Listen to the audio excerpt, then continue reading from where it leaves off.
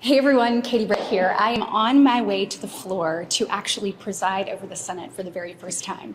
So how this works is the party that's in the majority in the Senate sits in the chair. So it's the vice president's chair. So this is a chair that vice presidents, Supreme Court justices, senators have sat on over time. And so when the vice president is not present, the president pro tem sits in the chair, and then members of that party fill the chair throughout the day. So I start at 11 o'clock as the youngest Republican female ever to sit in the chair. It's certainly an honor, and it's not lost on me how many people and women did things all across this country, both sides of the aisle, to make this a reality. And I hope this moment inspires other young women and other people across the nation that they can do big things as well. And so have a great day. I'm going to continue to fight for Alabama, for our values and our people, and excited about what I'm about to do. Tune in. Hey everyone, Katie Britt here. Look, today, as we began the 119th Congress, I wanted the people of Alabama and America to know that we are working right out of the gate to make America safer. So today I introduced my very first piece of legislation here in this Congress, the Laken Riley Act. And actually, I got to preside on the floor as it was read for a second time. So that was certainly a neat moment, my first time in the chair presiding, and obviously to have such an important piece of legislation before us really was special. Look, the Laken Riley Act is going to help save lives and protect families that are facing just unimaginable tragedies. Laken Riley was murdered last February by an illegal alien who should have never been in America in the first place. But unfortunately, the Biden administration willfully released him into the United States in 2022 through its unlawful abuse of the immigration presidential parole powers. So in the months leading up to the tragic murder of Laken Riley, her killer was arrested in New York for acting in a manner to injure a child and a motor vehicle license violation, and then was arrested again in Georgia for theft. But both times, local law enforcement released him, and ICE did not lodge a detainer against him. That illegal border crosser, roaming free in America's interior, then assaulted and murdered Laken Riley as she took a morning jog. Her death was preventable. Her killer should have never been in America, let alone released after committing not just one, but two crimes in two different jurisdictions. In November, the American people spoke loud and clear that they are not, they're not going to accept business as usual. I mean, they're done with the Biden-Harris administration's dangerous open border policies and ultimately sick of America being put last. So this bill is the start of what a Republican majority looks like. It is plain and common sense. That's why 37 House Democrats voted for it last year. I once again am welcoming every one of my Democratic colleagues to join me in co-sponsoring and passing this legislation. Democrat Senator Jon Tester co-sponsored the bill last year, and this year I am grateful for the support of Democrat Senator John Fetterman. I also know that two of my Senate Democratic colleagues voted to support this legislation in the House last year. And this bill shouldn't just get 60 votes. It's my belief it should get over 90. On multiple occasions last year, though, Democrats blocked the Laken Riley Act. They refused to give it a committee hearing, and then they blocked it from getting a vote on the floor. But Republicans are in the majority now. Democrats aren't going to be able to hide on this issue anymore, and Joe Biden and Kamala Harris are on their way out, so Democrats no longer have to pretend that their border policies weren't a complete disaster. So this is their opportunity to prove that they heard voters in November and that they're ready to support common sense bipartisan solutions. I'll continue to pursue legislation and policies that prioritize the safety of families and communities. Now it's time to secure the border and fully enforce the immigration laws within the interior of the United States. This bill is what I believe the first of many steps that we'll make and will take to make America safe again.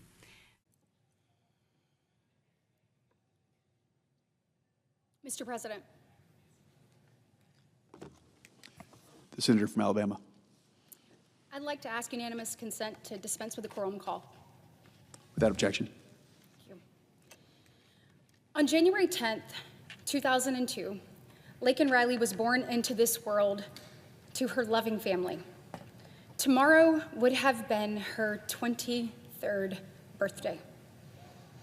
She should be celebrating with her family, blowing out candles on a birthday cake, and filling her loved ones' lives with the joy she spread so effortlessly. But instead of celebrating another year around the sun with friends and family, instead of figuring out what her next steps in life would be, which had limitless potential, instead of achieving her dreams of becoming a nurse, tomorrow we will mark the first day she isn't here with us on this side of heaven. Nobody knew Laken and the light she shined on all those around her like her family. So I'd like to read a statement from Allison and John Phillips, Laken's mother and stepfather. It's impossible to fully describe what was taken from Laken and from our family on February 22nd, 2024. Laken's life was abundantly and exceptionally full of promise. She was beautiful, shining beacon in the life of everyone who knew her. Not only did the people who knew and loved her lose a beautiful soul, but so did our world. Laken shared her love for Jesus with everyone she encountered. Laken's passion for sharing her faith through acts of kindness were felt by everyone she met. Laken was selfless, hardworking, and made those around her feel special. Laken did not just talk about her faith. She led by example. A truly special person. Laken Riley was, as we can hear in Allison and John's heartfelt words, just incredible. There was no reason at all, that she should no longer be with us. Her killer, who came to this country illegally, should have never been in the United States. And once he had been arrested for multiple crimes before committing the most heinous, unimaginable crime, he should have been detained by ICE immediately. Had that been the case, Laken's family and Laken herself would face a very different reality. They'd be celebrating a birthday, not approaching the 1-year anniversary of her murder. The Laken Riley Act will help prevent other families from experiencing this unimaginable heartache. I was proud to introduce this bill in the Senate with Senator Ted Budd of North Carolina. With his support and leadership, along with Majority Leader John Thune and the entire Republican Senate Conference, along with support came from across the aisle from Senator John Fetterman and Ruben Gallego. I am grateful for the tremendous leadership of Georgia Congressman Mike Collins, who originally introduced and led this piece of legislation in a bipartisan passage in the House, not once, but twice, literally lapping the Senate. When you look at Representative Collins, that is a true servant leader. He saw an issue that occurred right there with his constituency. His heart broke alongside theirs. And then he didn't just talk about it, he did something about it. Representative Mike Collins put pen to paper. He said, we are going to create a solution. We're going to make sure that no family has to experience the heartbreak that Laken's family is enduring. That type of leadership is what every member of this body should strive for. As it is already the case under current law for various types of criminal activities, our bill would require U.S. Immigration and Customs Enforcement to detain illegal aliens who commit theft-related offenses, and would mandate that these illegal aliens are detained until their removal from the United States before they get the opportunity to commit further graver crimes. I want to be very clear Only individuals that would be subject to this bill are criminal, illegal aliens. These individuals crossed our border illegally, and then they committed a crime after getting here. That's who we're talking about. Our bill would also ensure that states have standing to bring civil action against federal officials who refuse to enforce mandatory detention and enforcement provisions of our current immigration laws, as well as statutory limitations on grant of immigration parole, or officials who violate those laws. I know, and my colleagues know, our bill is necessary as it is straightforward. The House, as I mentioned, has lapped us in the Senate by passing this twice under the leadership of Representative Collins. And unfortunately, when we tried to move it here, Democrats repeatedly blocked our attempt. Senate Democrats actually didn't even give this a committee hearing or a markup. Let's learn from those mistakes. To my Democratic colleagues, I implore you to see reason, to see Laken's face, and to think about the potential consequences if you choose to block this again. I once again want to read the words of Laken's mother and stepfather, Allison and John Phillips. The Laken Riley Act has our full support because it would help save innocent lives and prevent more families from going through the kind of heartbreak we've experienced. Laken would have been 23 on January 10th. There is no greater gift that could be given to her and our country than to continue her legacy by saving lives through this bill.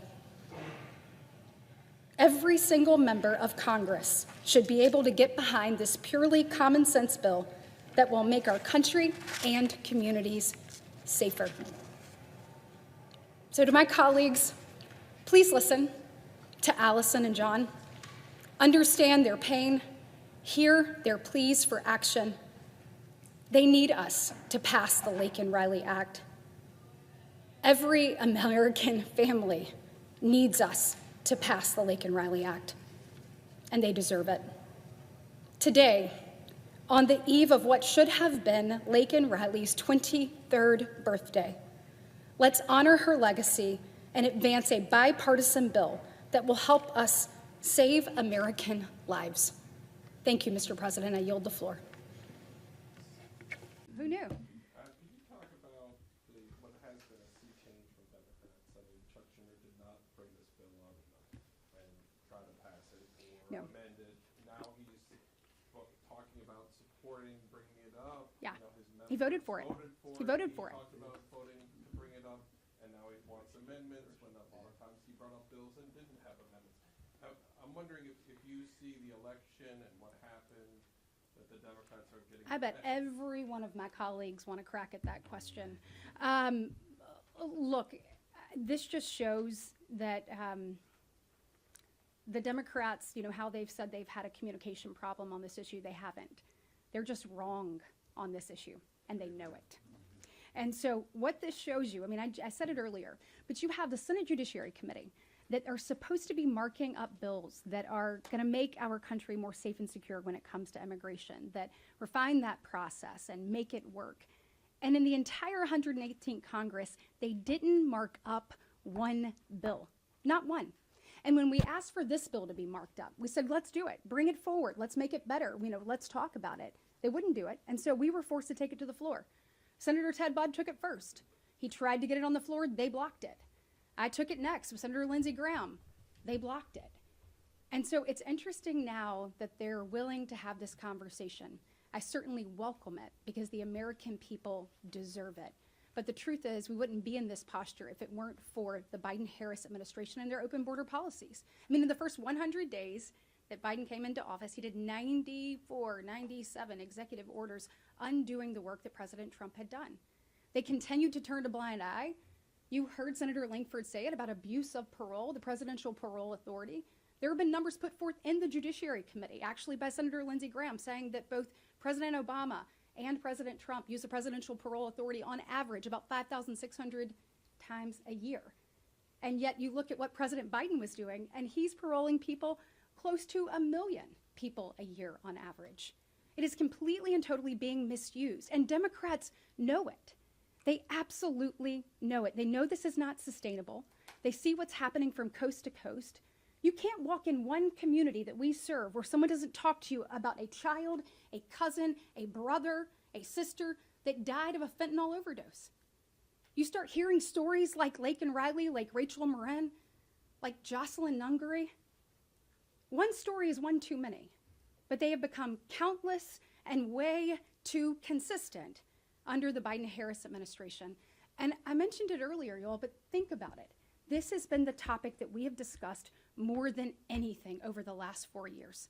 The American people had a real opportunity to hear from both sides, and then not just hear it, but they felt it. They felt it in their communities, and unfortunately, too many felt some of the dangers in their home. And they ultimately said enough is enough on November 5th, and they want change and they want action. And for too long, you have people that sit up here and talk and talk and talk and talk and then do nothing. And what I want you to take away from today is the Republicans are now in charge of the House, of the Senate, and soon to be the White House. The days of talking are over. The days of action are now. We understand what the American people deserve. We know that they deserve better than what they've gotten.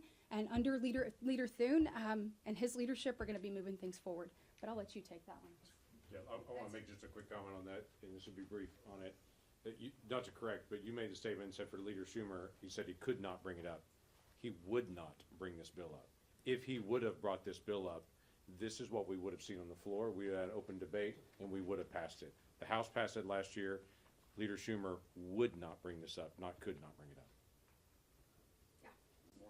Do you think that you actually need to have an amendment process on this bill in order to get 60 votes? We've heard from another number of Democratic senators just this week. You started with no Democratic co-sponsors, and within 24 hours you had Senator Fetterman and a number of other senators have said that Democrats have said they would support this in its current form. Do you think that amendment process is necessary on this bill, or can you pass it with 60 right now?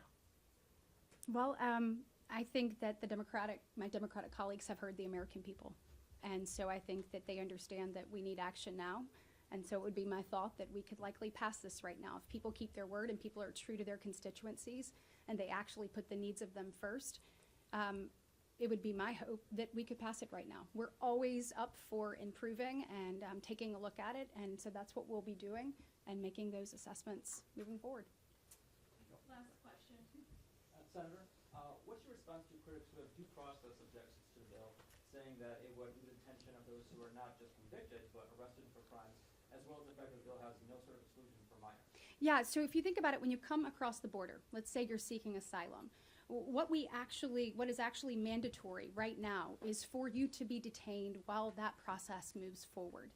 So this does not take away any due process. So if you have an immigration claim or if you have a claim in criminal court, you have an opportunity to see those claims through. This does not halt either one of those processes, so you would be able to continue both of those. I know that there's been some misinformation about that out there. And then always Section 236 of the INA allows for you to challenge something that you believe is a wrongful detention. So there are things in place for that, but no due process is taken away from the processes that exist before. Minors, though? So look, if you think about this, you're coming across the border already illegally.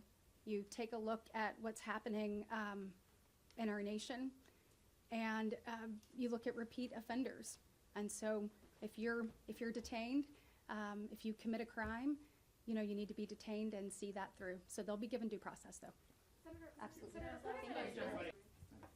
Questions? Yeah, questions? Yes, sir. So I have a question for you, and this is also related thing. What universe of amendments would you be willing to consider? Are you willing to amend the bill, and is there a certain period of time which you're going to allow that conversation to go before you find closure on the bill? Do you want to take that? Obviously, certainly open to that. We have been talking with our colleagues in the Republican conference, our colleagues across the aisle, and trying to get an idea of what a universe of amendments looks like. One of the things that Leader Thune said earlier, which was, this is not a comprehensive bill, so we're not interested in making it that. This is very targeted. And so we want to keep it in that realm. So amendments that deal with that are something that we're looking for. But as far as process goes, I need to. That's right. come at you. Okay, who knew? Who knew? Can you talk about what has been a sea change from Democrats? I mean, Chuck Schumer did.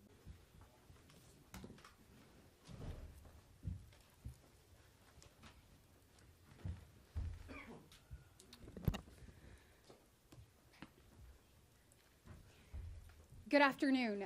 Thank you all for being here. Certainly appreciate it, and want to thank Senate leadership for organizing this press conference. Tomorrow, Laken Riley would have been 23 years old.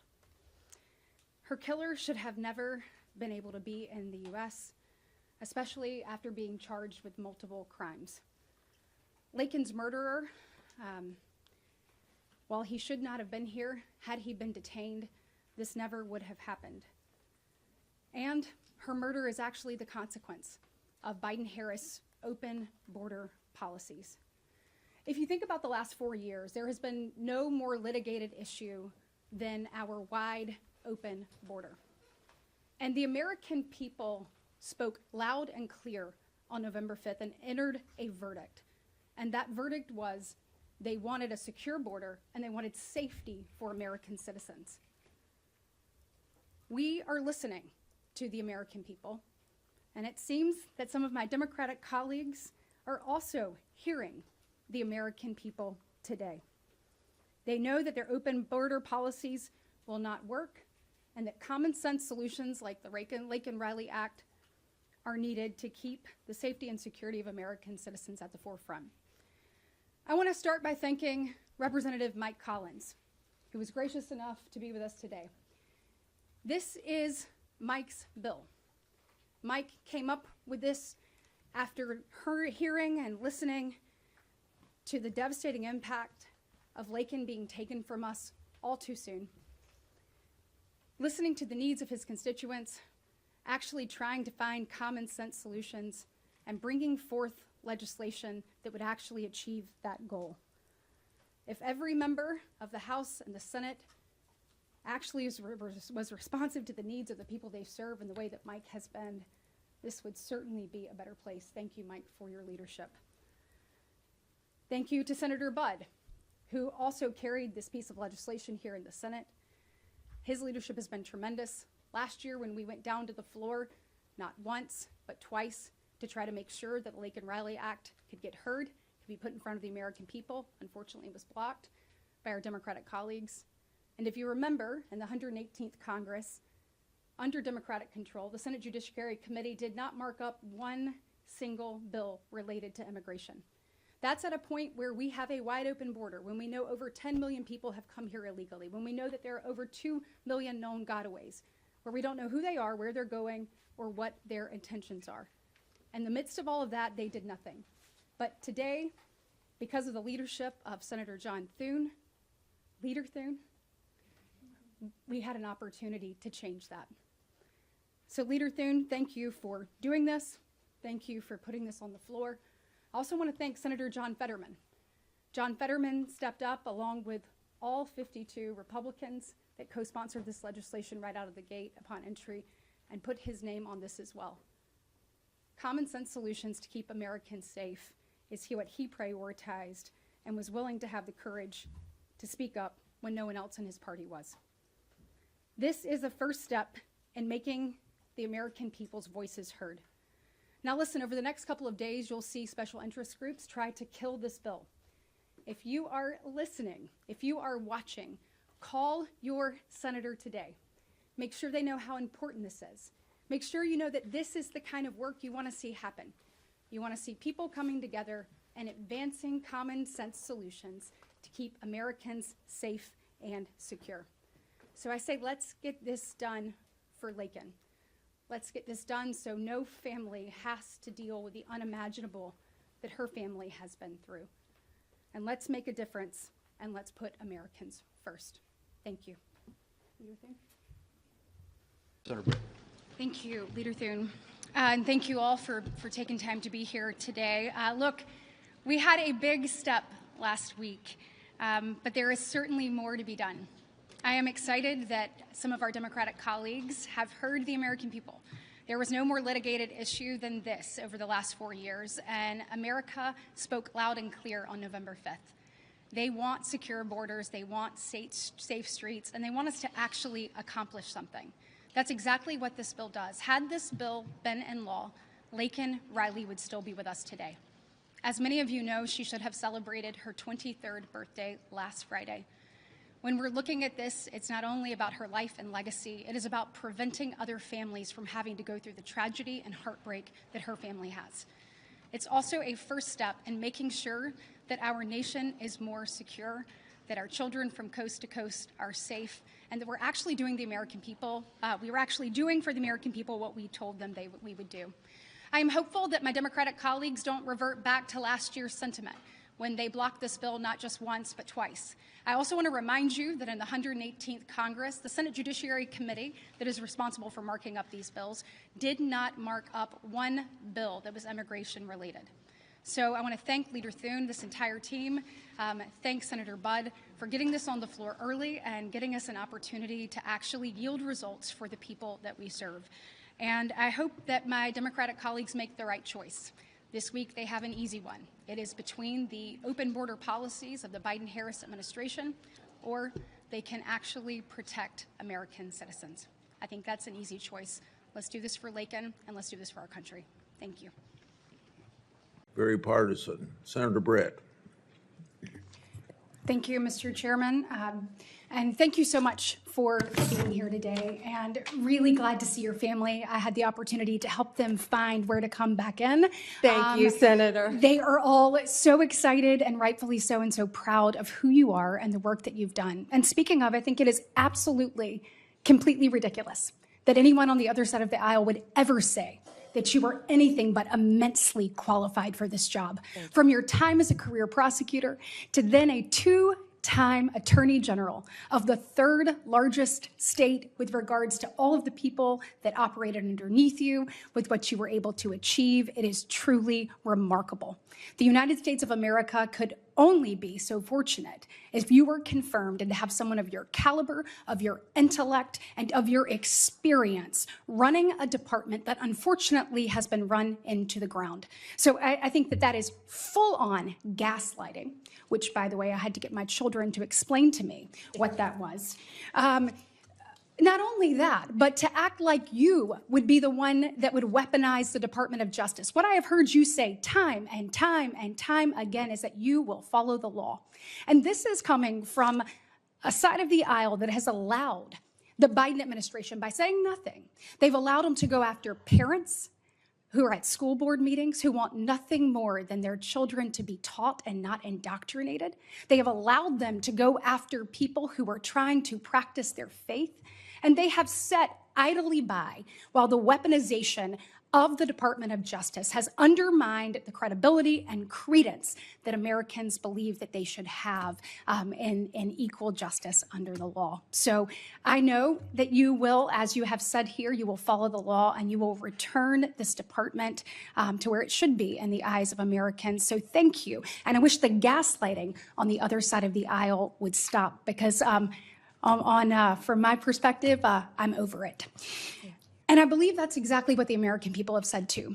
And speaking of, my distinguished colleague, who I have a great deal of respect from on the other side of the aisle, just said, tried to make you answer a question about immigrants and, quote, poisoning the blood of America. When actually the previous question by our colleague from Hawaii was illegal immigration. We are a nation of immigrants, but we are also a nation of laws. And the lawlessness under the Biden-Harris administration has made every single state in this nation a border state. I am so thrilled about what you've done when it comes to opioid use and human trafficking, and I look forward to you instituting that at the Department of Justice. Your credentials speak for themselves. When opioid and fentanyl overdoses are the leading cause of death between the ages of 18 and 45 in this nation, we need someone who takes it serious. You not only take that serious, you have a track record of proving to the American people you've done it for the people of Florida, and I look forward to what that means to the families that I have met. You talked about the families you met across Florida that showed you pictures of their loved ones that they lost, their brother, their sister, their cousin, their friend, their mother. And I know that there will be more lives that are saved as a result of your service when you are confirmed. So on that, I say thank you. And when it comes to illegal immigration, which we need to put a stop to, I want to ask you a question that you and I had an opportunity to discuss a little bit.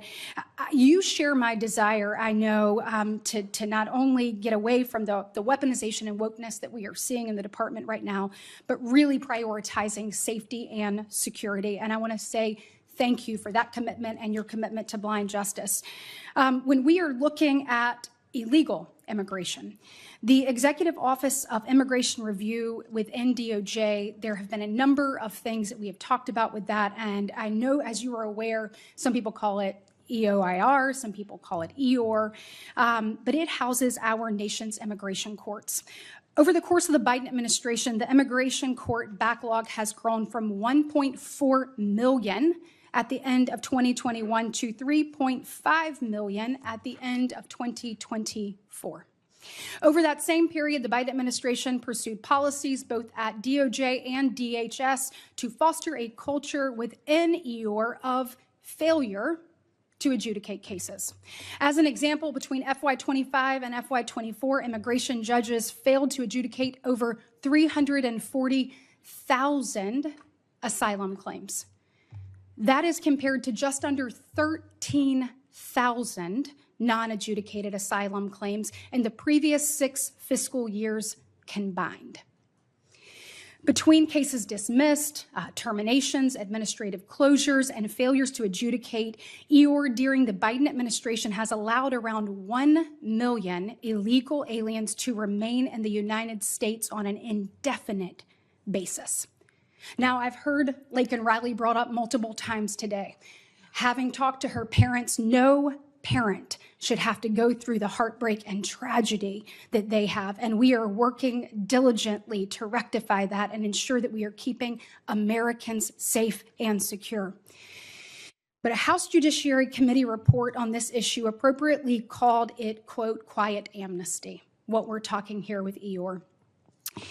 Will you commit to me that if confirmed, you will make it a priority to reform the way that EOR operates and put in place measures to ensure that immigration judges actually adjudicate these claims and cases?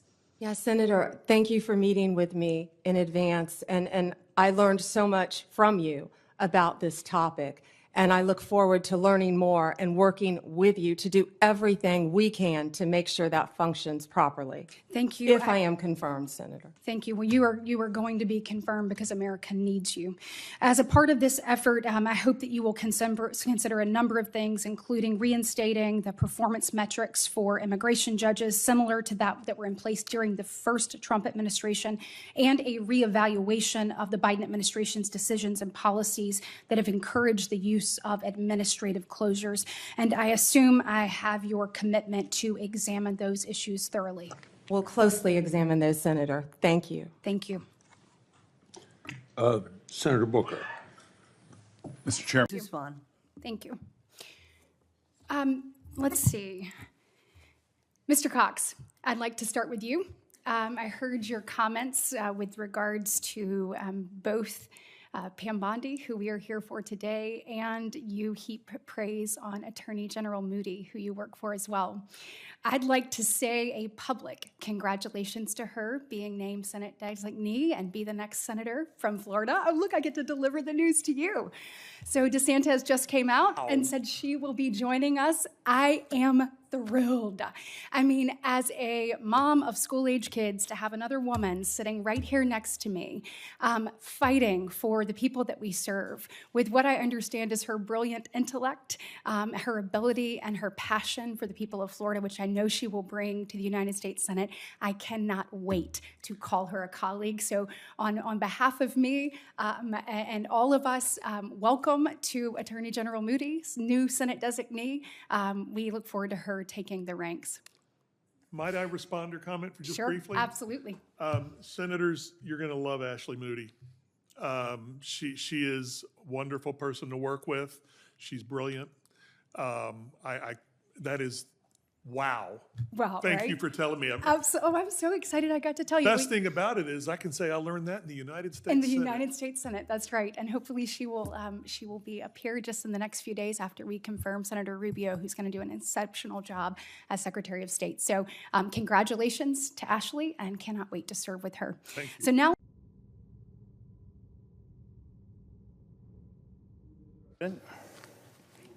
Senator from Oregon. Thank you. It's my understanding that we are not in a quorum call. The senator is correct. Thank you.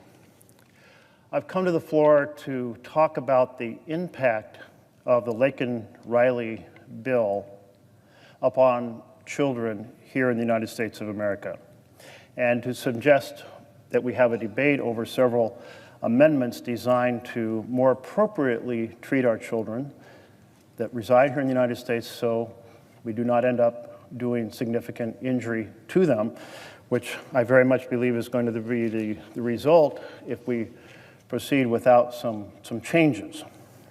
But let me start just by noting my thoughts are, as I think the thoughts of every senator are, with Laken Riley's family. Whenever there is a tragedy, no tragedy should happen, whether it's perpetuated by a citizen or is perpetuated by an immigrant. Americans should be safe in their communities, and it's absolutely clear we need comprehensive, common sense immigration reform. Here in the Senate, Democrats and Republicans worked together back in 2013 to just pass just such a bill. Enormous investment in border security 12 years ago, approved in this body by Democrats and Republicans together. That bill never got a hearing in the House of Representatives.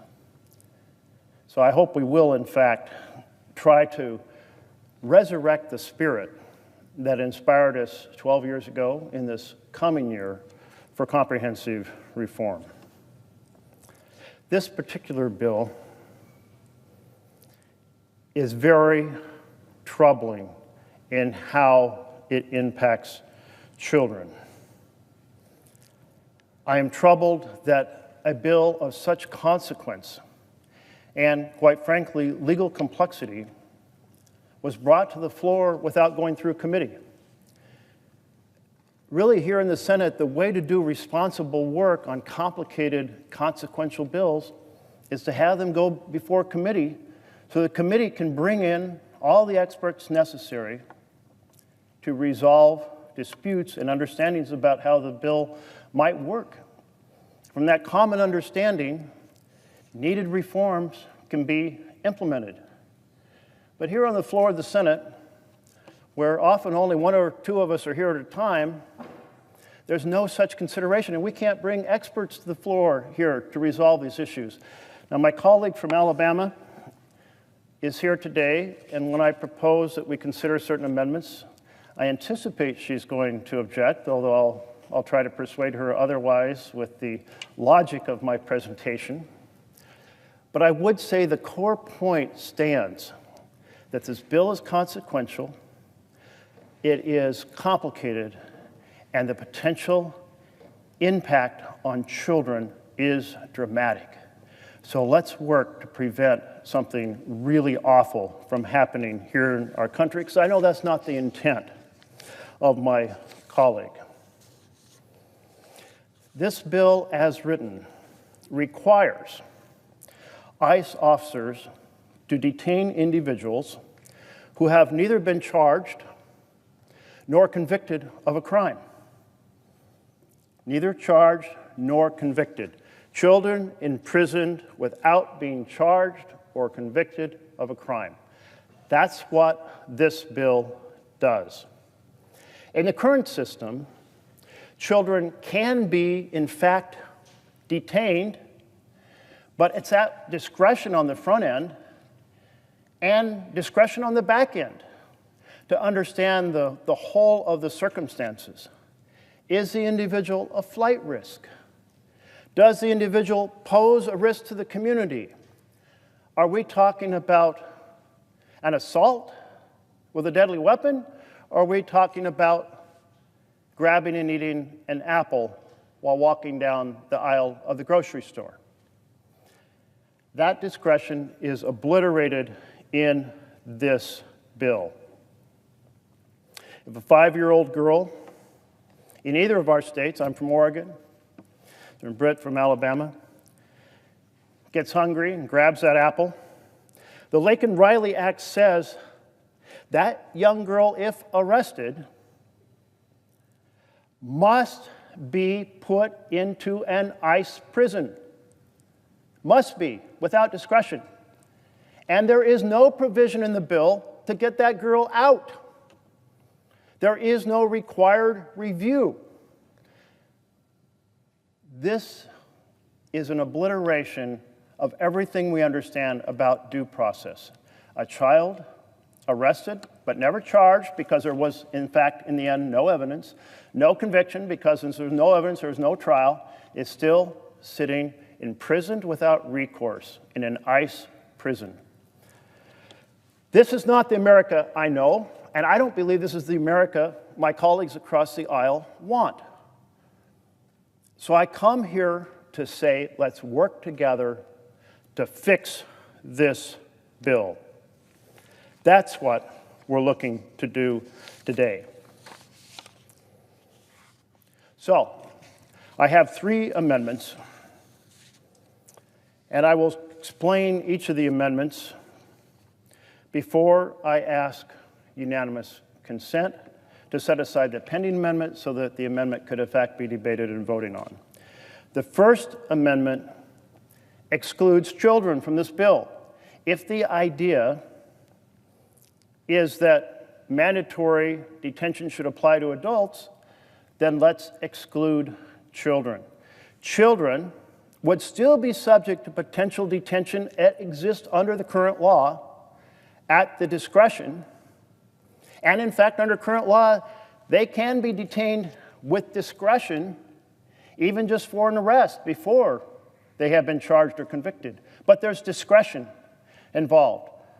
And I know of no case in which there has been permanent, mandatory imprisonment of a child who has only been arrested and never charged and never convicted in the entire history of the United States of America. And we're about to change that. And that is wrong.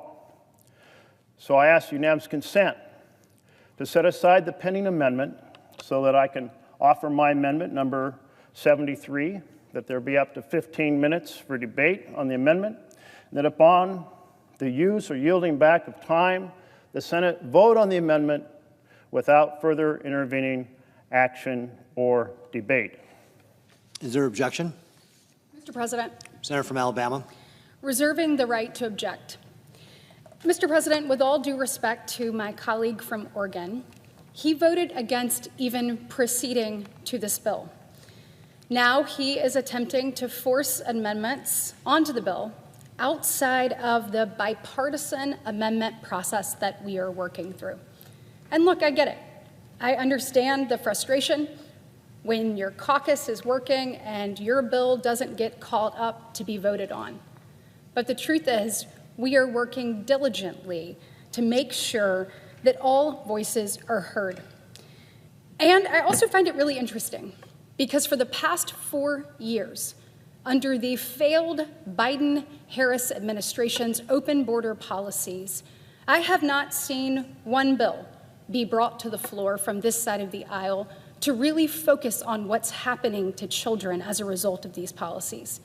If you look at our wide open border, we've had over 468,000 unaccompanied children come across our border in the last 4 years.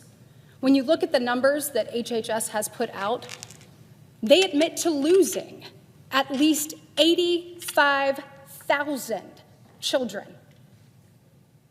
Where has the outrage been? My colleagues and I on this side of the aisle have been diligently bringing this to the forefront time and time again, even holding our own version of a hearing because we couldn't get our Democratic colleagues to shine light on this. How dare they step out of line with Biden and Harris and their open border policy and agenda. How dare they? They should have. We did, and we will continue to make sure that we speak up for these kids. When you look at what's happening to migrant children being trafficked in many cases, from drug trafficking to sex trafficking to stories that are absolutely gut-wrenching and heartbreaking, something has to be done. And it begins with making sure that we have accountability and that we are taking criminals off our streets. And it's not just migrant children who have paid the price for the failed policies of this last administration, Mr. President. It is American children as well. Look at 12-year-old Jocelyn Nungary in Texas, who was brutally raped and murdered by two men who never should have been here. Look at Laken Riley, who last Friday would have celebrated her 23rd birthday had she still been on this earth. Had this bill been enacted, Laken Riley would still be alive. This bill is a life-saving bill. This bill protects children. We're going to continue to fight to expose the detrimental impact of the Biden-Harris open border policies, and we, on this side of the aisle, look forward to joining with those on the other side of the aisle that are willing to make common sense, targeted reforms to keep Americans safe. And Mr. President, because of that, I object. Objection is heard. Mr. President, Senator from Oregon. my colleague laid out quite a set of factors there. But let's not blur the picture. The picture is this: child came here, brought when they're 2 months old. They've been here for 12 years. They're 14. They walk out of a store with a group of children. The police officer thinks they saw something put into their pocket, arrests them. Turns out they didn't put anything in their pocket. Nothing was in there, but they've been arrested. Now ICE is required to indefinitely imprison that child. That child in Alabama, who's going to be a great outstanding member of their school and of their community, sentencing that child with no charge, no conviction, no crime to prison. And we know exactly what harm that type of imprisonment does. That's what this amendment is about. I can't take on all of the other issues, but I will say last year we had a bipartisan group develop a comprehensive bill, and my colleagues across the aisle blocked it from coming to the floor. But that was last year's debate. This is a bill that has a purpose. But I don't think the purpose is to wrongly, indefinitely, mandatorily imprison innocent children. So I would ask my colleague, while you're objecting now, let's continue this conversation, because it's that important to fairness in America. And there is a legal difference of opinion currently, so I'm just going to describe that. It was sold on the House side by saying that there's a settlement called the Flores Settlement, which will continue to protect children and prevent this from happening. An innocent child, indefinitely detained, in prison, with no review process. But let's turn to the Council for Flores. The Council for Flores has put out a detailed statement. I have a copy. I understand that other lawyers may have other opinions, but these are the experts. And they say the Flores settlement does not apply to undocumented children in the community. It applies only to children detained in federal immigration custody by DHS under Customs and Border Protection, or Immigration Customs Enforcement in certain circumstances, and so on and so forth. Neither the Flores settlement nor any other existing legal protection would prevent undocumented children from being mandatorily detained by ICE under the Laken Riley Act as it is currently written. It goes on to note and explain Flores settlement is a consent decree, and law, federal law, trumps consent decrees. And it goes on to say that children, including toddlers, are not exempted from the Laken Riley Act, and that 24 states have no minimum age for prosecuting children, meaning you can be arrested at any age, even a toddler. So I will ask my colleague not again to consider granting consent for this amendment, but I would ask that you'll work with me to explore this topic and see if we can fix this problem to our mutual satisfaction so we don't do harm to children. If you would consider doing that. Always work with you to talk about how we can help children. Always. Thank you. And we are on the same hallway over in the Hart Building, and I look forward to cooperating on many topics, but this is perhaps the most important one at the moment. A second amendment that I have creates some of the flexibility that exists in current law that doesn't exist under this bill. It requires DHS to employ what's referred to as the best interest standard for the child. This is the standard that is used in virtually every single state in the foster care and child service industry. And so the amendment reads, it requires, it's nice to have very short amendments, it requires DHS to only detain children in a manner consistent with the best interest of the child that does not abrogate, modify, or replace protections for children in federal law, regulation, court orders, and decrees. In other words, preserving the flexibility that exists in current law, which means could be detained, but a judge can consider the totality of the circumstances, the level of the crime, whether or not there is a flight risk, whether or not there is a potential harm to the community. The best interest standard seems like an appropriate thing to apply when we are in fact collectively striving for the best interest of the children. So I ask unanimous consent to set aside the pending amendment so that I may offer up amendment number 72, that there be up to 15 minutes for debate on the amendment, and that upon the use or yielding back of time, the Senate vote on the amendment without further intervening action or debate. Is there objection? Mr. President, Senator from Alabama. reserving my right to object. We have repeatedly confirmed with ICE that all existing consent decrees would continue to apply. This amendment addresses something the bill doesn't do. And as I've said, the Laken Riley Act would protect kids. It's bipartisan, it's targeted, and it's common sense. That's why we must keep it that way. I object. Objection is heard. Thank you, Mr. President. Senator from Oregon. I do disagree with my colleague because this bill eliminates the flexibility in the current system to consider the totality of the circumstances, and restoring the best interest standard that every state is intimately familiar with is remedying the lack of flexibility in the bill as it is written. But again, we will continue this conversation. I view coming to the floor and having this dialogue as a kind of a way for us to do something that's too rare, way too rare here in the Senate.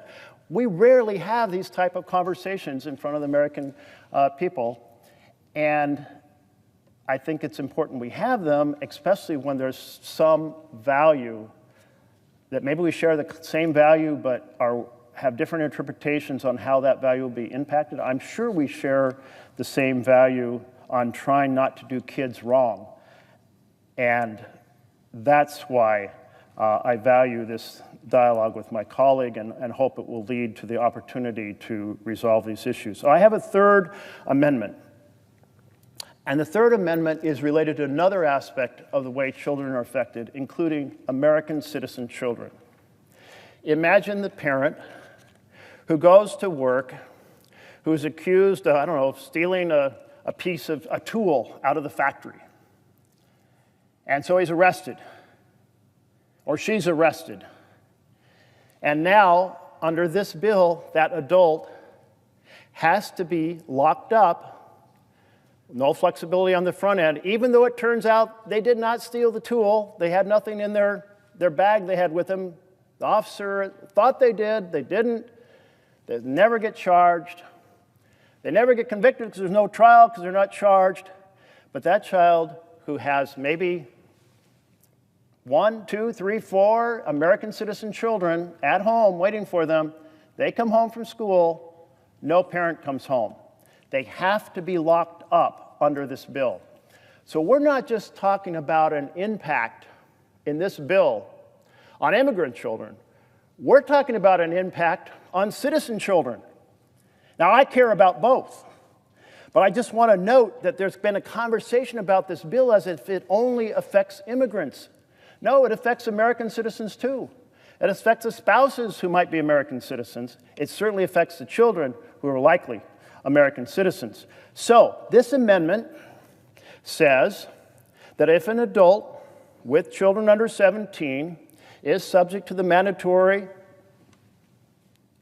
detention that currently has no end, no back end to it, has no ability to appeal, it's permanent detention, permanent imprisonment, that if they have children at home, after 30 days, there would be a court proceeding to consider whether or not the conditions should exist for release after the normal set of issues are considered, such as, is this person a danger to the community? Is this person a flight risk? Can they be released with bail? The same things we have now, because back at that home are a bunch of children, maybe non-citizen children, maybe citizen children, but a bunch of children who are going, my parent never came home. I'm not just a latchkey kid with the parent coming home at 10 p.m. because that's when their shift ends.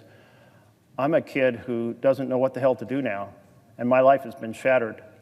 So this would create the opportunity for that flexibility that exists in current law after 30 days of mandatory detention. I think it's an appropriate way to address the potential for impact that I'm sure no one intended in writing this bill, which was to leave a bunch of children back in a home with no parent and no support.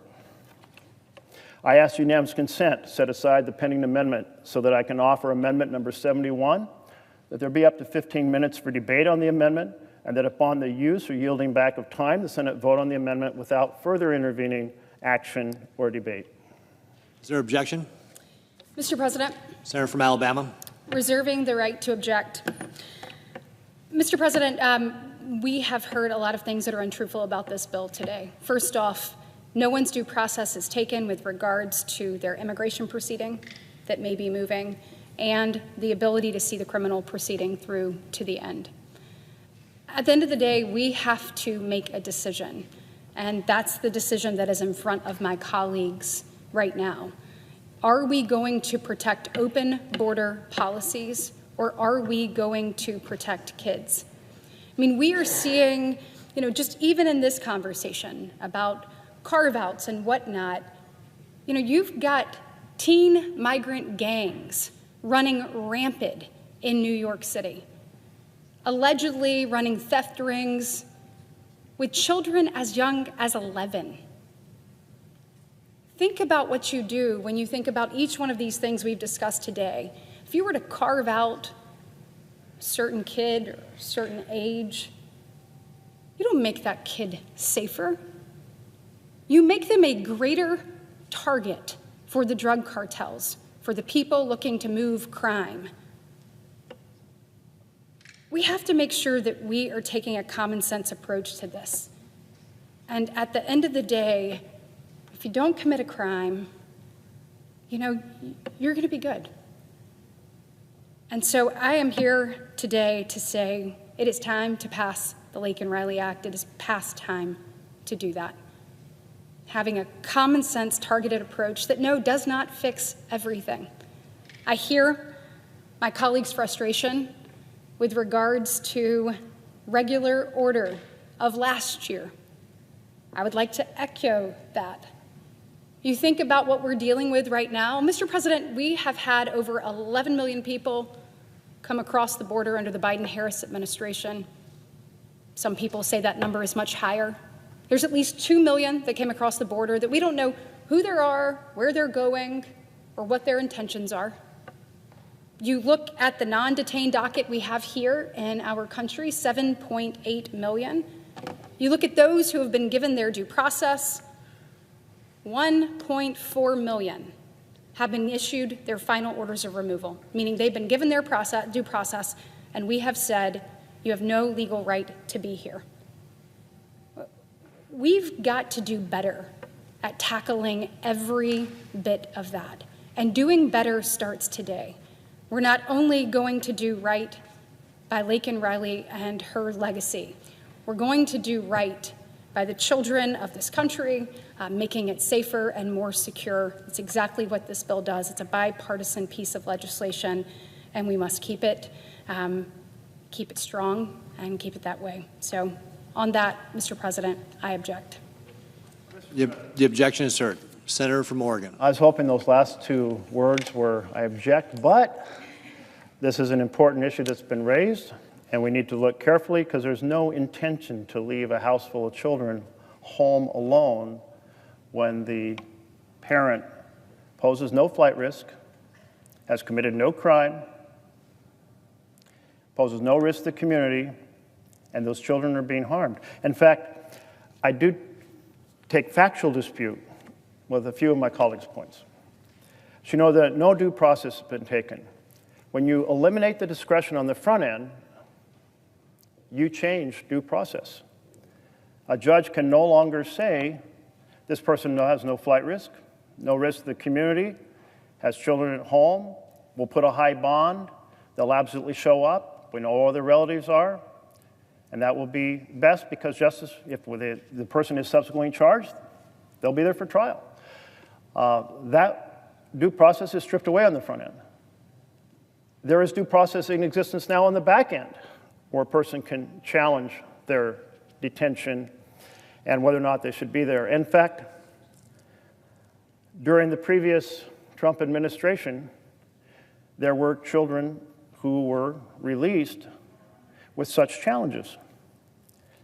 But that's taken away. So yes, due process is dramatically changed with a huge impact on children.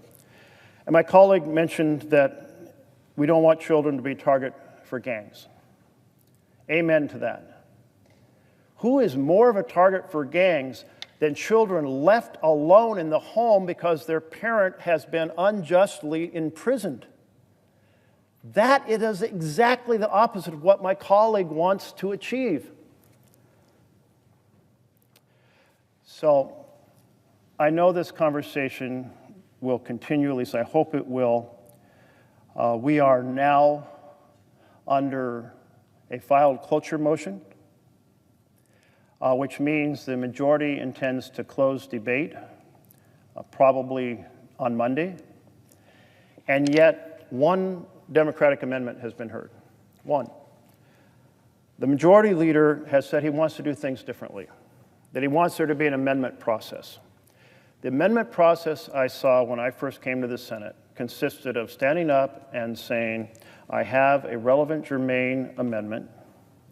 I'm asking for the existing amendment to be set aside so that mine can be brought up, which puts it in a queue for consideration. Then people could study it, and then you go to a whole series of votes on all those things that are in that queue. We did this on Dodd-Frank. We did this on Obamacare. I think we should do it here because the consequences are high.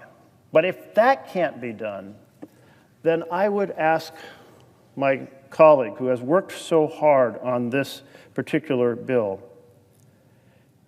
to take a look at whether the Republican side will agree to hear these amendments and vote on them. They may be voted down, but I think they're important.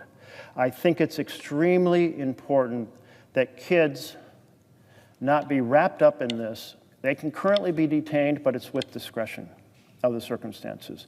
I think it's particularly important that we have a standard for children in terms of their best interest. I think it's particularly important that we have a way after a few weeks to have some look at whether children have been left home alone, and if the circumstances are appropriate and there's no flight risk, the circumstances are appropriate, there's no community risk, to help address that situation, or we are harming children this was never meant to harm. So I ask for my Republican colleagues to consider providing an opportunity, because it takes 100%. Every single senator has to agree to hear an amendment. We used to have the Senate code. And the Senate code was, I want to object to your amendment, you don't object to mine. They're on the topic before us. These are on the topic before us. These are not some crazy thing. These are addressing core due process issues that affect children. So I would ask that at least they get some discussion for the possibility of consideration. Thank you to my colleague from Alabama for coming and hearing me out, as well as, I'm not really thanking you for objecting, but I am thanking you in the spirit in which I think you want to do the right thing, and I'll keep striving to convince you that the right thing here is we should debate these amendments and vote on them. Thank you, Mr. President.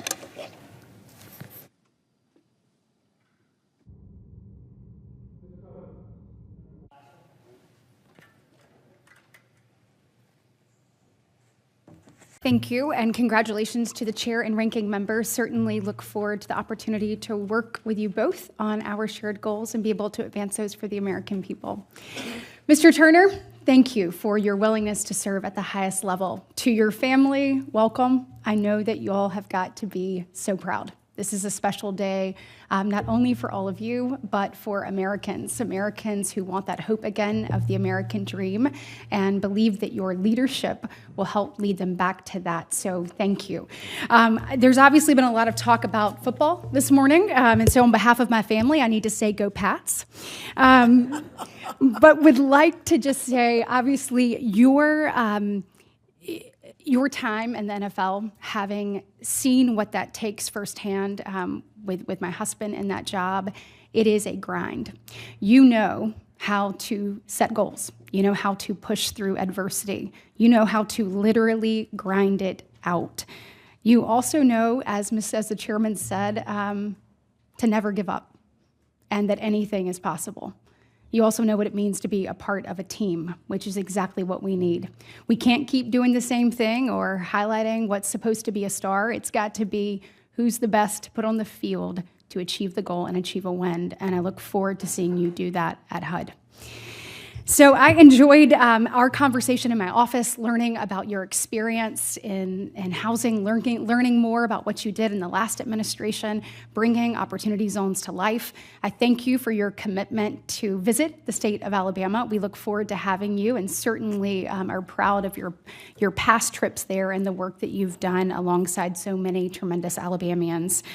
Look, we all know that we are facing a serious problem when it comes to affordable housing in this country. Whether it's inflation, whether it's high construction costs, whether it's interest rates, you name it. Low inventory. We got a lot of things that we've got to tackle in order to be able to fix this. And unfortunately, over the last 4 years of the Biden-Harris administration, these things have not gotten better. They have gotten worse.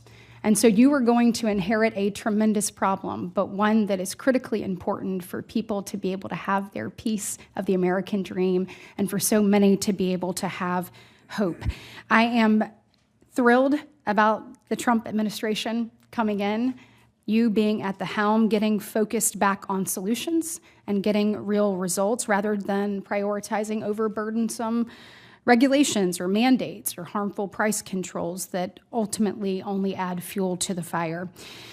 Mr. Turner, I was encouraged to hear you say earlier that 2 of your top priorities are deregulation and also streamlining HUD programs and streamlining them for efficiency. We want them to work better. and faster for the American people. I share these goals. I mean, when you look, it's been highlighted today, but when you look over the last year, homelessness jumping 18% in the last 12 months, 33% since 2020, it's absolutely unacceptable. You look at the fact that a new cost, a home has now risen 30% since 2020, the cost of it, and 24% of that is directly attributed to regulation. I know that you agree that that is unacceptable, and it's clear that overburdensome regulation is part of this. Look, I want to just talk to you a little bit about your intention here to assess and measure the effectiveness of current HUD programs. Tell me what approach you're going to take there and how you're going to see what is working for the American people, what is not, and what is your plan in executing that. Well, thank you, Senator Britt. It's great to see you. Please tell your husband I said hello. Will do. So glad to see you all doing well. So, number one, and I've used this word before, inventory is, and taking an assessment is key. You have to know what's working and what's not working. My father used to work at a grocery store called Safeway in Dallas, and they used to take all the stuff off the shelves late at night or early in the morning. I said, Dad, what are y'all doing? He said, well, we're taking inventory to see what's causing us to gain and what's causing us to lose. And I think that same principle in my own life, my business, foundation, ministry, taking inventory of the programs that HUD is one of the first priorities we'll take. What's working for the American people, what's not? Is it building more affordable housing or is it not? Is it helping the homelessness in our country or is it not? Is it meeting the needs of Americans that we serve or is it not? And I think we go from there to come back to you, this committee, and Congress, say, hey, this is what we have found. This is what works and this is what is not working. This is what is efficient, and this is what is duplicative. And so I think those simple principles will do very well going forward. Excellent. Well, I look forward to working with you on that and your commitment to making sure that we get this right. Thank you. On behalf of the chairman, Senator Reid. To use the language that the presiding officer would use to get rid of a quorum call. And I'd ask unanimous consent of the presiding officer to set aside the pending amendment, so I may offer my amendment number 90, that there be up to 15 minutes for debate on the amendment, and that upon the use or yielding back of time, the Senate vote on the amendment without further intervening action or debate. Is there any objection? Mr. President. The senator from Alabama. Reserving my right to object. Mr. President, the Laken Riley Act is a targeted, common sense, life-saving bill.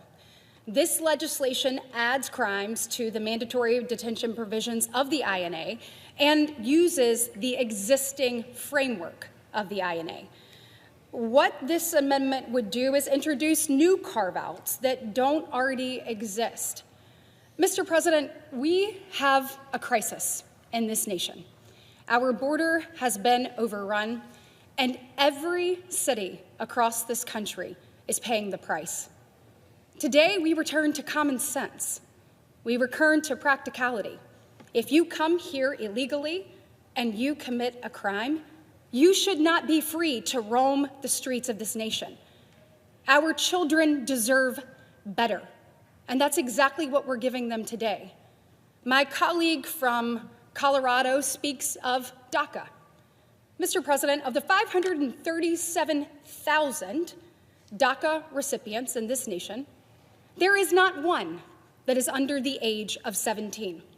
And in fact, Mr. President, of the 537,000 recipients, there are only 1,000 between the ages of 17 and 20. When you're talking about other minors across this nation, some of which who may be here illegally, we are seeing the cost to them right now. Look no further than what's happening in New York. We have teen migrant gangs running rampant, where you have minors as young as 11 being involved in the theft and burglary rings.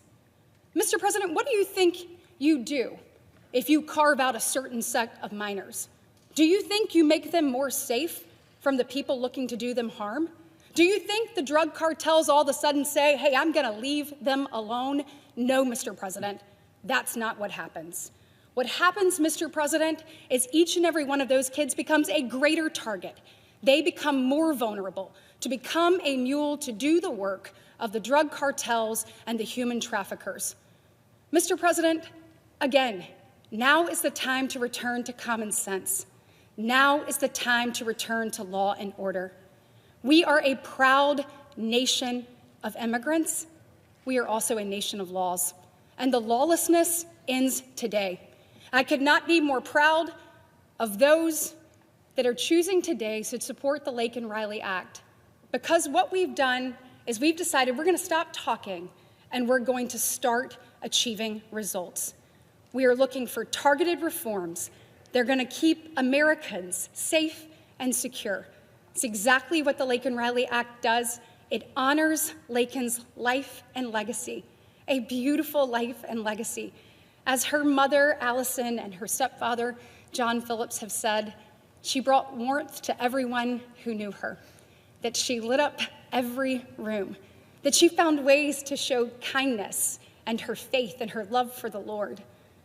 Today we honor Laken, and we ensure that with this common sense approach, Mr. President, targeted, making sure that our communities are safe and secure, that no other family has to go through the heartbreak that Laken's did.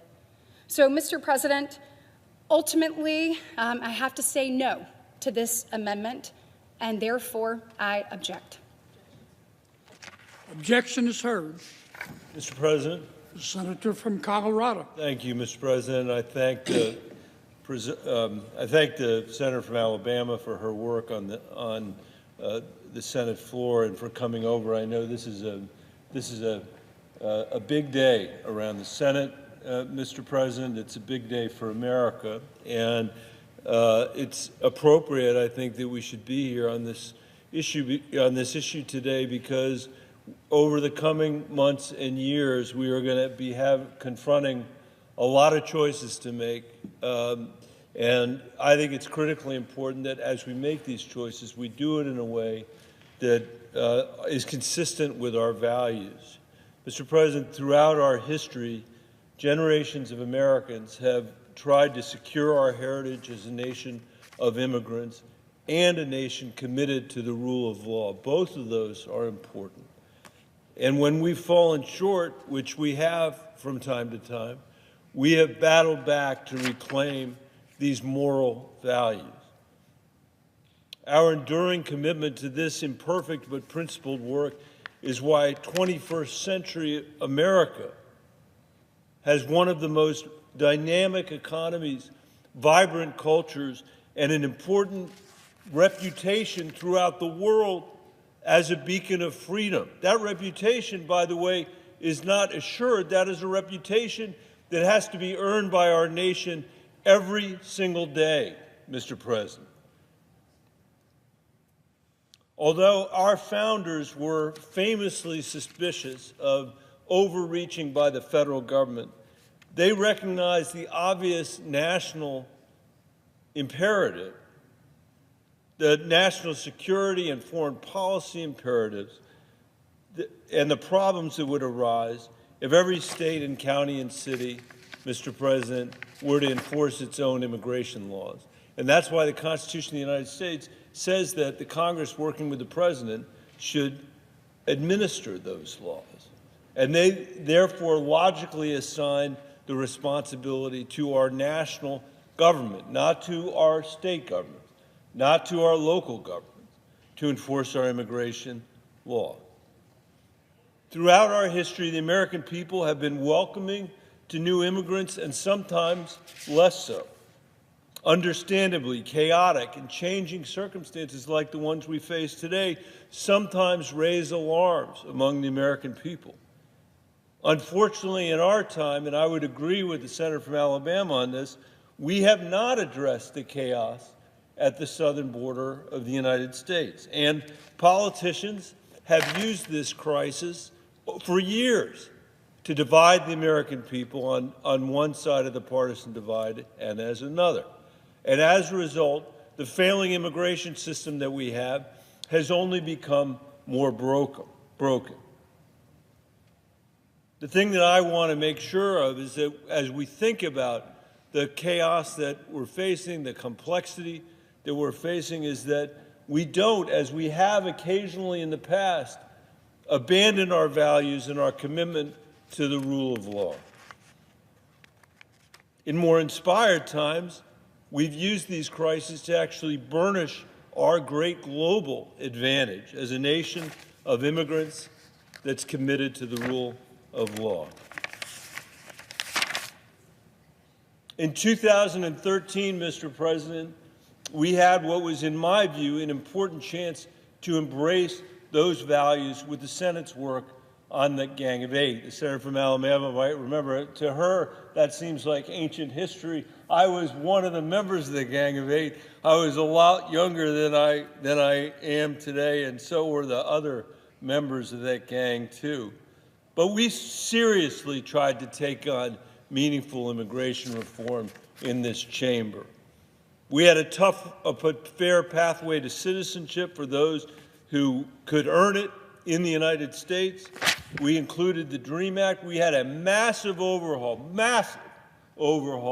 of our visa system so our farms and ranches and high-tech industries, even our ski industry, could continue to compete with the rest of the world.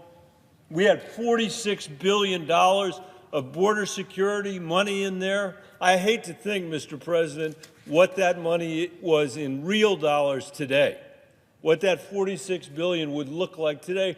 I bet you it's around $60 billion that 68 people in this chamber agreed to support together. There was so much money in that bill that Lindsey Graham, Senator Graham from South Carolina, who is another member of the Gang of Eight, used to say that there were going to be so many Border Patrol agents that they could literally hold hands from one end of the border to the other across the United States of America. I can see that the senator from Alabama has heard that story before. There has been a huge cost of inaction, not just the money that, if we had spent it then, would have made such a huge difference, but the painful consequences the senator from Alabama and others have talked about, I have talked about, for the American people and for our country. In the end, after months of going through the legislative ringer, as I mentioned, we got 68 votes over here in the Senate. If it had been given a chance, read Speaker Boehner's book, he'll tell you this. If it had gone to the floor, it would have gotten a majority vote on the floor of the Senate. But the Freedom Caucus killed that bill, Mr. President, in a legislative back alley before it could see the light of day on the House floor. And since then, like with so many of the American people's most fundamental concerns, the federal government and this Congress has been immobilized on the subject of immigration, for sure, under both Republican and Democratic presidents. In the meantime, transnational gangs have seized full opportunity of our inaction, raking in billions of dollars, smuggling human beings and drugs and weapons to the southern border of the United States. These criminal syndicates have perfected their worldwide smuggling operations. They've trained people how to exploit our asylum system, and they have weaponized social media to enable thousands of people to travel all over the globe to present themselves at the southern border of the United States or to come through the southern border. And the result of that paralysis has been, at times, an overwhelmed southern border. For this reason, in 2022, I urge the Biden administration never to lift Title 42 without a plan and without the resources to execute it. They were unprepared for what was to come, and they were too slow to act. It's clear to almost everybody today that our system isn't built for today's conditions. We need to fix it, and we need to give the American people confidence that we have a fair and secure system in place. So how do we do that? Well, tonight, Mr. President, we're going to vote on the first response from the Congress, the Laken Riley Act, which I think is neither focused on driving resources to the border or establishing a more robust and rigorous system of immigration. Instead, contrary to our constitutional obligations, Today's bill devolves authority away from the President and Congress to 50 state attorneys general in ways that seem extremely counterproductive to me. I hope I'm not right about this, although you can already see a battle brewing in the administration about this. This bill provides state attorney generals the power to seek nationwide injunctions to completely block certain countries like India and China, El Salvador, from sending immigrants here. Imagine a Salvadorian farm worker on an H-2A visa living in Florida or Louisiana or committing a violent crime, leading to a deportation order. He should be deported. I'm not here to dispute that. I don't dispute that. But with this bill, if El Salvador doesn't accept his deportation, Florida's Attorney General could ask a court to force the federal government to ban all visas from El Salvador, or all H-2A visas, or all H-1B visas for high-tech workers, for all that matters. Nearly 5,500 people in Colorado today are working on an H-2A visa. Why should Florida's Attorney General be able to dictate Colorado's need for these workers? Why should any state Attorney General be able to hammer the economies of 49 other states? It doesn't make any sense. It's because Congress and the administration have abandoned their responsibility here. We find ourselves in this position. Second, this bill creates mandatory detention policies for immigrants accused of committing nonviolent and also violent crime. And as I said, I believe we should be going after transnational gangs, street gangs, and people who pose a threat to our communities. When a brutal crime is committed, as in the case of Laken Riley, we should respond. We have to respond. And we should stand with her family, as the senator from Alabama has done, and her community, and ensure that something like that never happens again. But in my opinion, this bill is not targeted enough. It would force ICE, working with local law enforcement, to detain immigrants who are accused, not just convicted, but accused of a very broad set of crimes, including shoplifting, without regard to how young they are or more important, whether they're a threat to our community or a threat to public safety. There is a good reason, and I know the presiding officer may not agree with this, but I know he knows the logic. There is a good reason why we seldom pass legislation with mandatory detention or jailing. We tend to believe that law enforcement is in the best position to determine in real time who the threat to public safety actually is. And we know we don't have the resources, we never have the resources to lock up every nonviolent offender without regard to whether they're a threat to public safety or not. I know this sounds crazy, but this bill is so broadly drafted that it would compel law enforcement to put a mandatory detention on you heard it, an 11-year-old immigrant in New York accused of stealing a soda from a gas station. I think most law enforcement agents across the country would tell you that their time would be much better spent tracking down and detaining, for example, a violent criminal who's bludgeoned their neighbor with a hammer. But this bill doesn't distinguish between those two cases. Instead, it strips law enforcement of their ability to make their best judgment about whom to arrest and not to arrest, whom to detain and not detain, and how to focus their precious resources on protecting our public safety. The proponents of this bill do not deny that children will be swept up in its administration. This is not a drafting error, Mr. President. In this bill, every undocumented person accused, not just convicted, but accused of a list of crimes that's in this bill must be detained. That might sound like law and order, Mr. President, but it's easy to see how this encroachment on law enforcement's ability to do its job could spiral out of control. To make matters even worse, this bill does not provide ICE with the resources it needs to implement what is now a massive unfunded liability.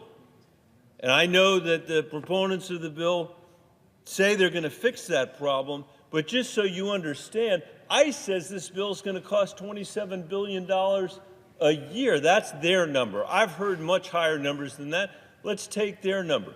$27 billion a year. That is 3 times ICE's annual budget of $9 billion. Many of us are used to, Mr. President, used to Congress passing bills without ever paying for them, but this may be one of the worst cases that we've seen. And I know there may be an attempt here through reconciliation, a tax measure to try to fund this in some way or to pick some other place to do it. But choices are going to have to be made between the mandatory detention of people who may not be a threat to our community and other choices like the funding for Border Patrol or the countering of weapons of the countering weapons of mass destruction office at the Homeland Security, the Disaster Relief Fund, just 3 that come to mind. Put another way, every dollar that ICE spends incarcerating kids is a dollar the Border Patrol doesn't have to spend on the border itself. Wouldn't the American people be a lot better off, Mr. President, if Homeland Security were left to focus on violent criminals and enforcing the border, not on kids accused of non-violent crimes? I assume no one here really thinks that mandatorily incarcerating children accused of nonviolent crimes is the best, most strategic way to fix our immigration system.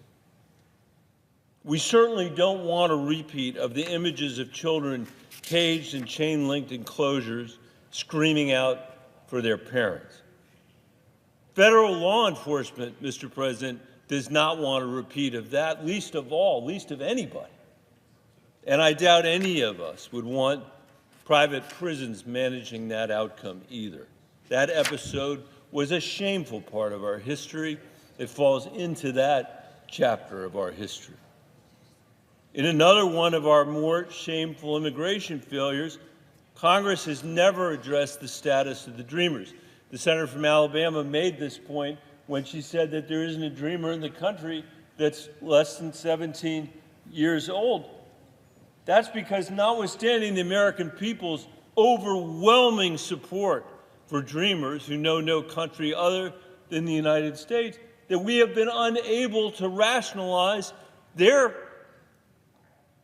presence in the country.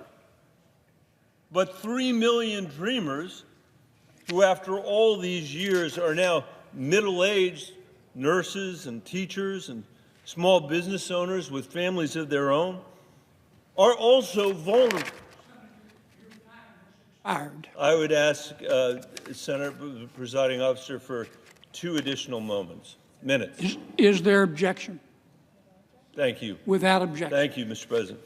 We can make this bill better and stronger by focusing on the actual threats to public safety and protecting nonviolent kids from getting locked up, stripped away from their parents, schools, churches, and communities. We can make this bill better by protecting nonviolent dreamers from mandatory incarceration in the only country that they know. Mr. President, I know my time is almost over. The American people want us to fix our broken immigration system. They want us to feel safe in our own country. They want us to secure the border and cut down on illegal border crossings. They want us to strengthen rigorous legal pathways to support our economy and attract top talent. They want us to improve our partnerships with other countries so there's a reason for people to stay at home and not just come here. And as we fix our broken immigration system, most Americans want people treated with dignity, especially if they are children. Immigration is one of the many challenges facing our country today. It touches every aspect of our economy. It directly affects families and often implicates our core values. In their best moments, our parents and grandparents managed to navigate these tough issues by upholding the law and honoring our values. We must not abandon that aspiration in our time. Mr. President, I am grateful for your patience. I apologize for going over a minute or two, and I yield the floor. Senator from Alabama. I ask unanimous consent that Senator Ernst, Riss, Shaheen, and I be permitted to speak for up to 5 minutes each prior to the scheduled roll call votes. Is there objection? Without objection, so ordered. Mr. President, before I yield the floor to my distinguished colleague from Iowa, I do want to respond to one thing my colleague from Colorado said. Look, I'm glad to see there being a keen interest on what's happening to migrant children now. My question has been, where has that passion been for the last 4 years? When we had over 468,000 unaccompanied minors come across our border. When I just saw my distinguished colleague from Wisconsin walk in, who's tried to bring attention to this, tried to make sure that we had a hearing of the 88,000 plus children that have been lost under this previous administration. Look, additionally, when you talk about ICE, there are 6,000 ICE officers on the interior of our country. When we have over 11,000 migrants that have come here illegally, over 7.8 that are actually in removal proceedings, over 1.4 million that have been given their final orders of removal, and yet the resources have not been there for them to do that at the level they need. That will change, Mr. President, under this administration and under the Republican majority. I now yield the floor to my colleague from Iowa. Okay, so I've gotten the question, what happens next with the Laken Riley Act? So we just left the Senate chamber, which is where we passed this bill on Monday. If you look down the hall, these are the doors to the House chambers, kind of all the way down. That's where the bill goes today. So it's exciting. On Monday, we made this bill even stronger. We added Senator Ernst's amendment, which is Sarah's law. It's to honor Sarah Root, who was murdered, was killed 9 years ago by an illegal alien who was drunk driving with a blood alcohol level of 3 times what it should have been. We also added Senator John Cornyn's amendment that adds assault of a police officer to the list of crimes. So we're excited to send this even stronger version of Laken Riley Act over to the House, where it'll receive final passage today. So that happens at 4:30, and then after that, we send it to President Trump's desk, and we're going to make sure that America is stronger, America is more secure, and that we're doing good things to actually achieve results for each of you. So tune in. Thanks.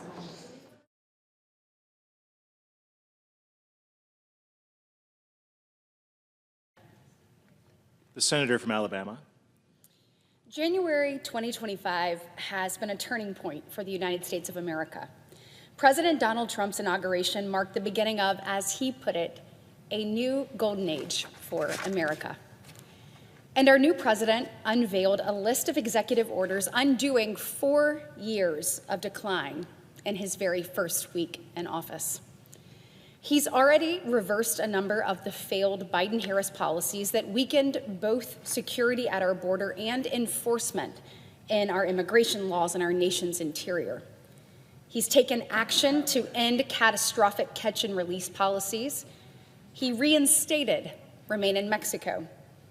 And he stopped the abuse of immigration parole. Not only did President Trump turn our country's border and immigration policies around 180 degrees on his very first day, but finally, at long last, Congress is working again. The House and the Senate sent the strongest immigration enforcement legislation to the president's desk since 1996.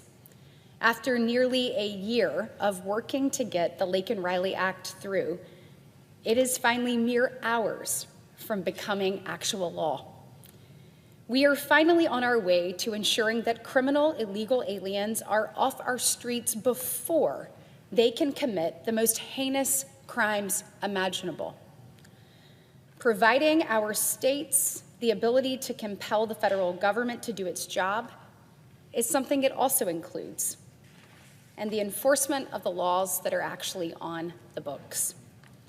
Far too often, we hear from grieving parents whose children's life were cut far too short by illegal border crossers, who were poisoned by fentanyl brought across our southern border, or who were suffered abuse at the hands of people who shouldn't have been in our country to begin with.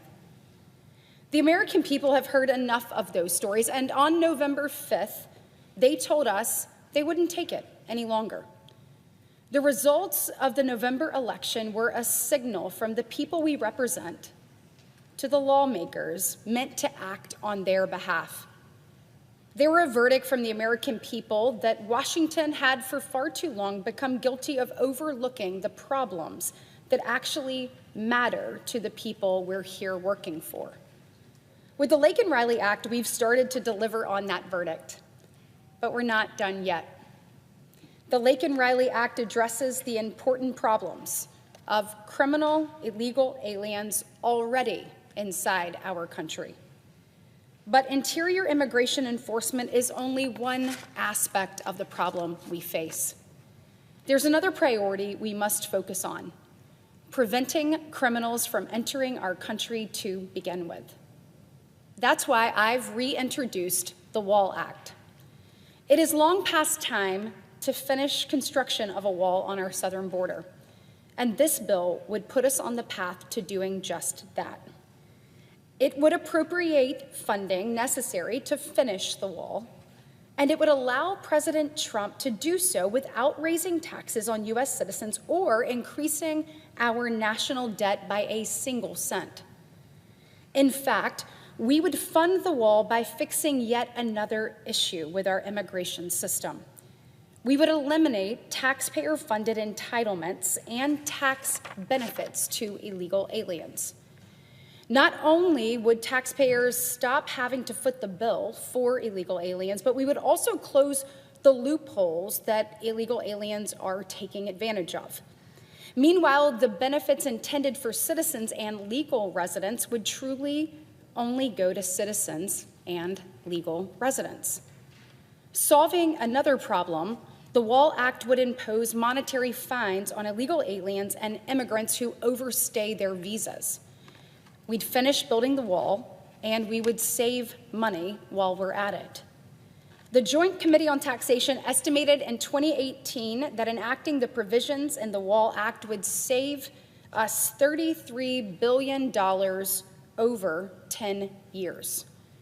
The bill would save us both dollars and lives.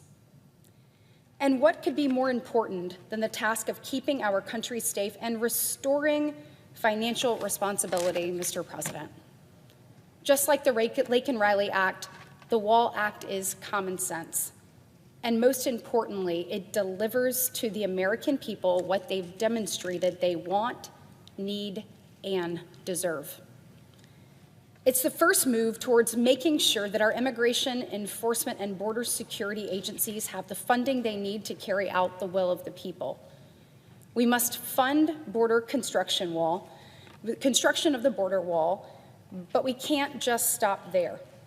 As the chairman of the Homeland Security Appropriations Subcommittee, I am committed to ensuring that the Trump administration has the detention space they need to get criminal illegal aliens off of our streets, and providing funding for CBP and ICE enforcement and removal operations.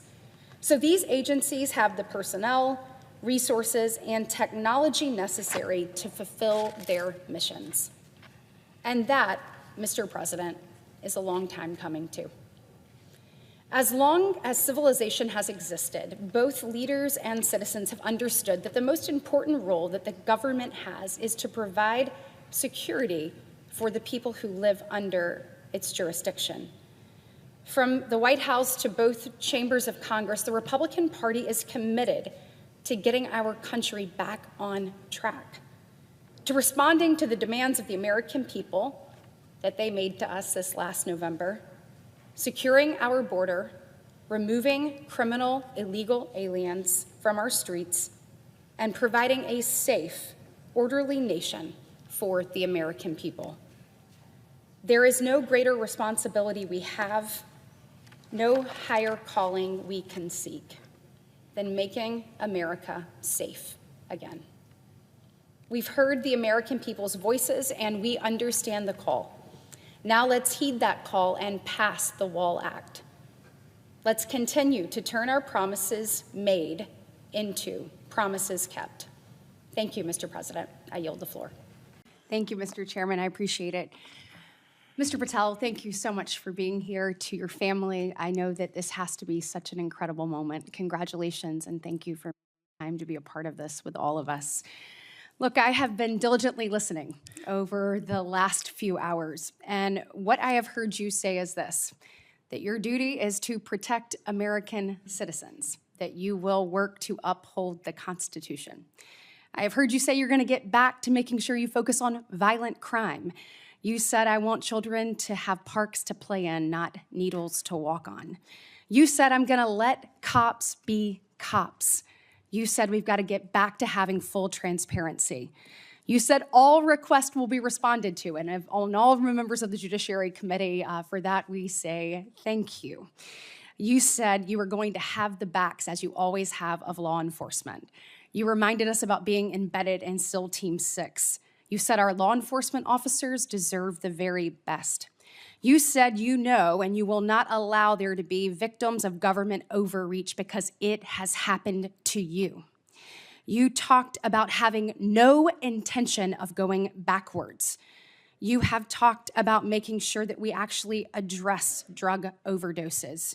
You talked about your work with 1.3 million active duty service members, making sure they had resources they needed. You've talked about de-weaponizing and making sure that we don't politicize the department. You said America is the greatest nation.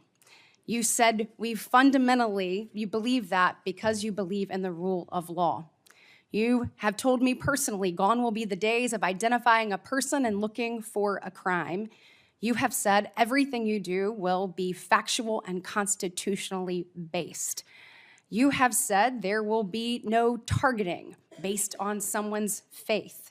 You have said that when these FBI agents are upholding the law, you will always have their back. You have said that there will be a singular form of justice once again. And most importantly, I think in addition to all of this, is I have really not gotten to hear you talk about the FBI. And so I would love, you mentioned in the 7 minutes that it takes one of these senators to ask you questions, that unfortunately there are, I believe you said, 3 rapes, 2 overdoses, 1 murder. Look, yesterday we signed the Laken Riley Act and the law President Trump did. And when we look at what's happening across our country with the surge of illegal migrants that have come in, when we look at fentanyl overdoses being the leading cause of death between the ages of 18 and 45, I've heard you say you want to tackle that. When we look at parents like Laken Riley's mother yesterday, as she talked about her heartbreaking loss that should have never happened, Rachel Marin's family there, Sarah Root's family there, Jocelyn Nungary's family there, they deserve an FBI that is focused on finding these criminals and getting them out of here. So my question for you is, I'd like for you to talk about that. You've talked about cleaning up America, making it safe and secure for its people. Please tell the American people your plans. Thank you, Senator. I really appreciate it. And the 2 themes that, if I'm confirmed, that I have for the FBI are really just going back to keeping it simple. 1, let good cops be cops. 100,000 drug overdoses, 100,000 rapes, 17,000 homicides. That's only with 70% of the precincts reporting in. That is violent crime exploding out of control. We've got 38,000 employees at the FBI, and as I alluded to earlier, almost a third of them work in and around the Washington, D.C. area. Well, those crimes are committed out in the rest of America. And I'm going to let good cops be cops and put handcuffs on the bad guys and put child molesters in prison and put murderers in prison and make sure CCP fentanyl doesn't kill another one of your constituents. That's track 1. Track 2, to restore the trust in the FBI. that has degraded, not by my opinion, by the Gallup poll, that only 40% of Americans have trust and faith in the FBI. It is a cataclysmic failure in leadership to get to that point that did not happen over time. And so what the FBI must do while tackling violent crime and protecting Americans' national security and our sovereignty is work with Congress, Republicans and Democrats, to expose any government corruption, provide government accountability through transparency, and get you all the documents that you are the custodians of. The FBI reports to Congress. If I am confirmed as FBI director, I will report to Congress. And I will just save you with this one caveat here about my personal experiences with the FBI. The men and women of the FBI do the most courageous work on God's green earth. I was fortunate enough to utilize FISA 702 national security measures to prevent a shopping mall from blowing up in Houston and the state capitol from being attacked in California. Courageous men and women do that work every day, and these are cases you never hear about. Instead, the only things you hear about are the baseless conspiracy theories and attacks levied at me. Well, here's something for America. You can say whatever you want about me. If I'm confirmed, bring it on. But you will not denigrate the men and women of the FBI that saved this country. Amen. Thank you, thank you, thank you. And speaking of, I want to talk to you a little bit about how you're going to make sure that those men and women have the opportunity to get out and about throughout the country. And so when we look at that, obviously Huntsville, Alabama, to me is a Redstone. That's exactly right. Redstone Arsenal is a beacon of what we should look at, putting our men and women out amongst the very people that they serve. And so in my next few minutes, I certainly want to talk to you about that. I'll save it for the next three. But just finishing up on what's happening at our border. We saw under this previous administration that there were about, I think, 1.7 million special interest aliens that came across our border. I think the House Judiciary Committee put it out. That's obviously from the 26 countries that DHS determines have the greatest threat here in our homeland. When you're looking at how do you tackle that? So, they're in the interior. Additionally, the people on the terrorist watch list, the hundreds of people that have been released into our country. How do you man your men and women to go and find those individuals and make sure that our country is safe? This is going to require a collection of law enforcement, what we call 1811 agents across the various agencies. Specifically, HSI and Secretary Noem are going to be prioritized with tasking and going after illegals to follow the law and the orders issued by the White House. But also at the same time, the FBI possesses an enormous amount of resources to go into our jails and find those already imprisoned and with pending deportation orders, with pending violations of their parole status. So if I'm confirmed, the full resources of the FBI, where appropriate, will be committed to that cause, but I believe primacy rests with other agencies. Excellent. Thank you so much. Senator Schiff.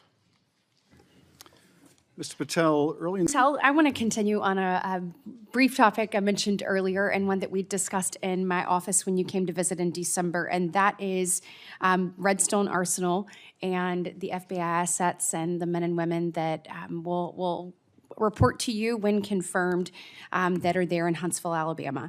So I really want you to come and visit with me. The state-of-the-art facilities that we have there are pretty incredible. I mean, when you look across the board, we have the ballistics research facility, the hazardous device school, we have TDAC, which is the terrorist explosive device analytics center. And last but not least, obviously, what is sometimes referred to as Headquarters South. We have the sprawling north and south campus of the FBI. Look, there has been over $4 billion invested there. It is truly remarkable that the training that is going on there. They are delivering to missions when it comes to emerging technologies, investigating lead generation, security, and contracts personnel and human resources, just to name a few. Unfortunately, I don't have enough time in my 3 minutes to dive into all of the incredible work that's doing there, but just want to reiterate that the workforce occupying these facilities, they were moved from DC to Huntsville. They are working diligently each and every day to make sure that men and women in uniform are the best trained, equipped, and ready that there is. And I would love a commitment from you just to come with me to visit those facilities, see what those men and women are doing, what they're learning, and all of the training that's right there at their fingertips. Senator, you have that commitment, and this is a great example, real quick, of the FBI's capabilities and infrastructure systems around the country that already exist to the tune of billions. Billions. And not only is it, I believe, a 38,000-acre sprawling campus, this Congress billeted 2,500 seats, but 4,000 seats still remain open. So let's go to work. I'll come to Alabama and let's fill those seats. Absolutely. I love it. I love to hear that. And another thing, too, obviously, as we've looked over the last couple of years, I'll put on my appropriator hat. The budget, obviously, for the FBI has been decreased. Obviously, you're going to help us return America's trust in the FBI. But as we look at that and we try to make those numbers work, I just want on your radar, I want you to be thoughtful about this. You know, it's easy to say, let's cut training. That's an easy thing to cut first. I think that that's the worst thing that we can do. We want to make sure that our men and women are ready, that they're ready to find leads that lead to child trafficking rings and other things. And you've talked about the rapes, the fentanyl overdoses, the murders. We want to make sure that we are equipping them with all the tools necessary to make those strides for the American people. And so just want your commitment from you that as we look at those things, that you will take a good look at training and make sure that that's not the first thing that gets cut. Absolutely. High standards and merit. That's Thank what you we'll so do. much. Thank you. As been discussed here today, in 2024, CBP seized approximately 22,000 pounds of fentanyl at U.S. ports of entry on our southern border and our northern border, as well as coastal and interior ports. That's nearly 1.1 billion lethal doses. That averages out to approximately 3 doses for every person residing in the United States. And perhaps of even greater concern, it's been estimated, as I mentioned earlier, that only 5 to 10% of the fentanyl crossing the border is actually being interdicted. The flow of drugs across our borders is ravaging communities around our country, including in my home state of Alabama. In 2023, an annual report of the Alabama Opioid Overdose and Addiction Council discussed the alarming increase in fentanyl-related overdose deaths and poisonings in Alabama between 2018 and 2022.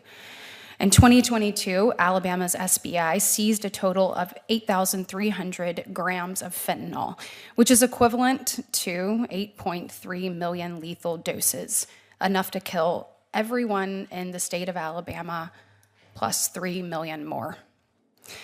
In FY 2024, that number was up to 12,400 grams of fentanyl.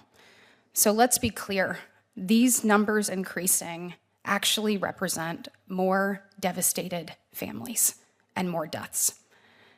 I have sat across from far too many parents in my short time in the United States Senate that are grieving just as you two are. And I just want to say again, thank you for sharing your story. I'm going to have our team clip your testimony, put it together so that we can help begin that PSA. You are changing lives. You're here today not only to see change in law, but to make sure that we save lives and that no one else has to go through what you did. So thank you for sharing your story. And I can promise you with every ounce of me, we're gonna do everything possible to elevate it, to ask parents to watch your testimony today, to ask parents to listen to what you are saying so that they do not have to go through the unthinkable that you have. And we are just so grateful for your willingness to be here. What I'd like to know, Sheriff Barnes, you have testified regarding this issue before, but can you tell us from your perspective of a local law enforcement officer why you think the federal government needs a more effective strategy in place than we've seen over the last 4 years at our southern border in particular, and what elements of the strategy should look like, and how Congress can work with the president to actually implement these types of things moving forward? Yes, thank you, Senator. I have testified to this before, and I think if you look just from post 9/11, where we are today, the threat horizon is much broader than it was back 24 years ago, and it's encompassing all these other categorical crimes, cyber, fentanyl, human trafficking. They're all on the same platform. So specific to fentanyl, we have to work laterally and vertically, and that means vertically with our federal partners, our state partners, and our local partners, laterally with all the different efforts being put forth on the trafficking entities that are disparately addressing this issue, but we're not synergizing those efforts very well. I believe that we have a problem with communications. If we're going to do a great offense, we have to communicate with our federal partners at the border, find out where their efforts are, how we can pivot around those to get the end around from the cartels, and most importantly right now, be aware of probably the maritime issues we'll undoubtedly face going forward because of the closure at the border. They will pivot around on the waterways. Thank you. Dr. Westlake, first I want to thank you for the incredible work that you've done as a medical professional and as an advocate working to protect Americans from the dangers of illicit drugs like fentanyl. In my view, we need to be as bold as possible when it comes to taking steps to protecting American children and families from the scourge of fentanyl. That's one of the reasons I am a co-sponsor of the Halt Fentanyl Act. Given your work on the issue, can you comment on the impact that FRS class scheduling has had on the enforcement landscape over the last several years, and if there are any myths about class scheduling that you would like to dispel? Thanks for the question, Senator Britt. Yeah, so the myths that were there were initially that there would be people that were incarcerated from it, unduly incarcerated. It's already proven through the GA report and since then that people aren't being incarcerated for it for the same reason that people aren't dying from it.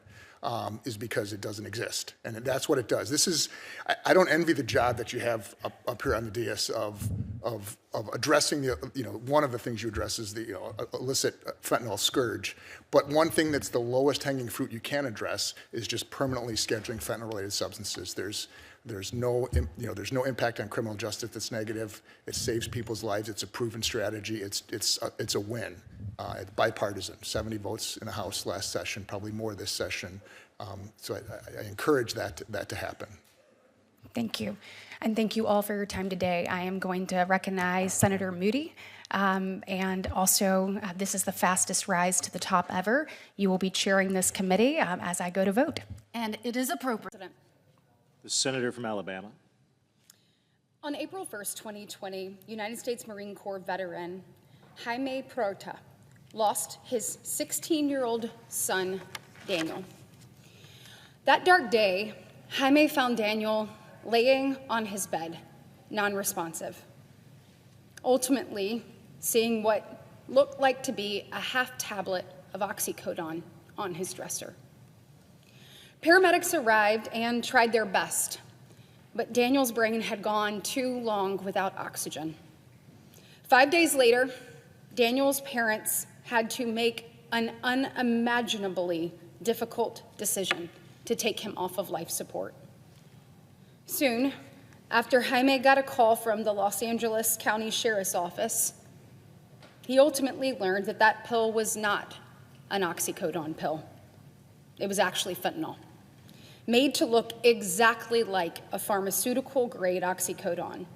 That is what killed Daniel. My colleagues on the Senate Judiciary Committee and I heard yesterday Jaime's story. We heard the passion in his voice. You could still feel the hurt. The name of this hearing was The Poisoning of America. We not only heard his story, we also heard Bridget Norring's, whose son Devin lost his life to fentanyl poisoning this same week that Daniel died at the age of 19.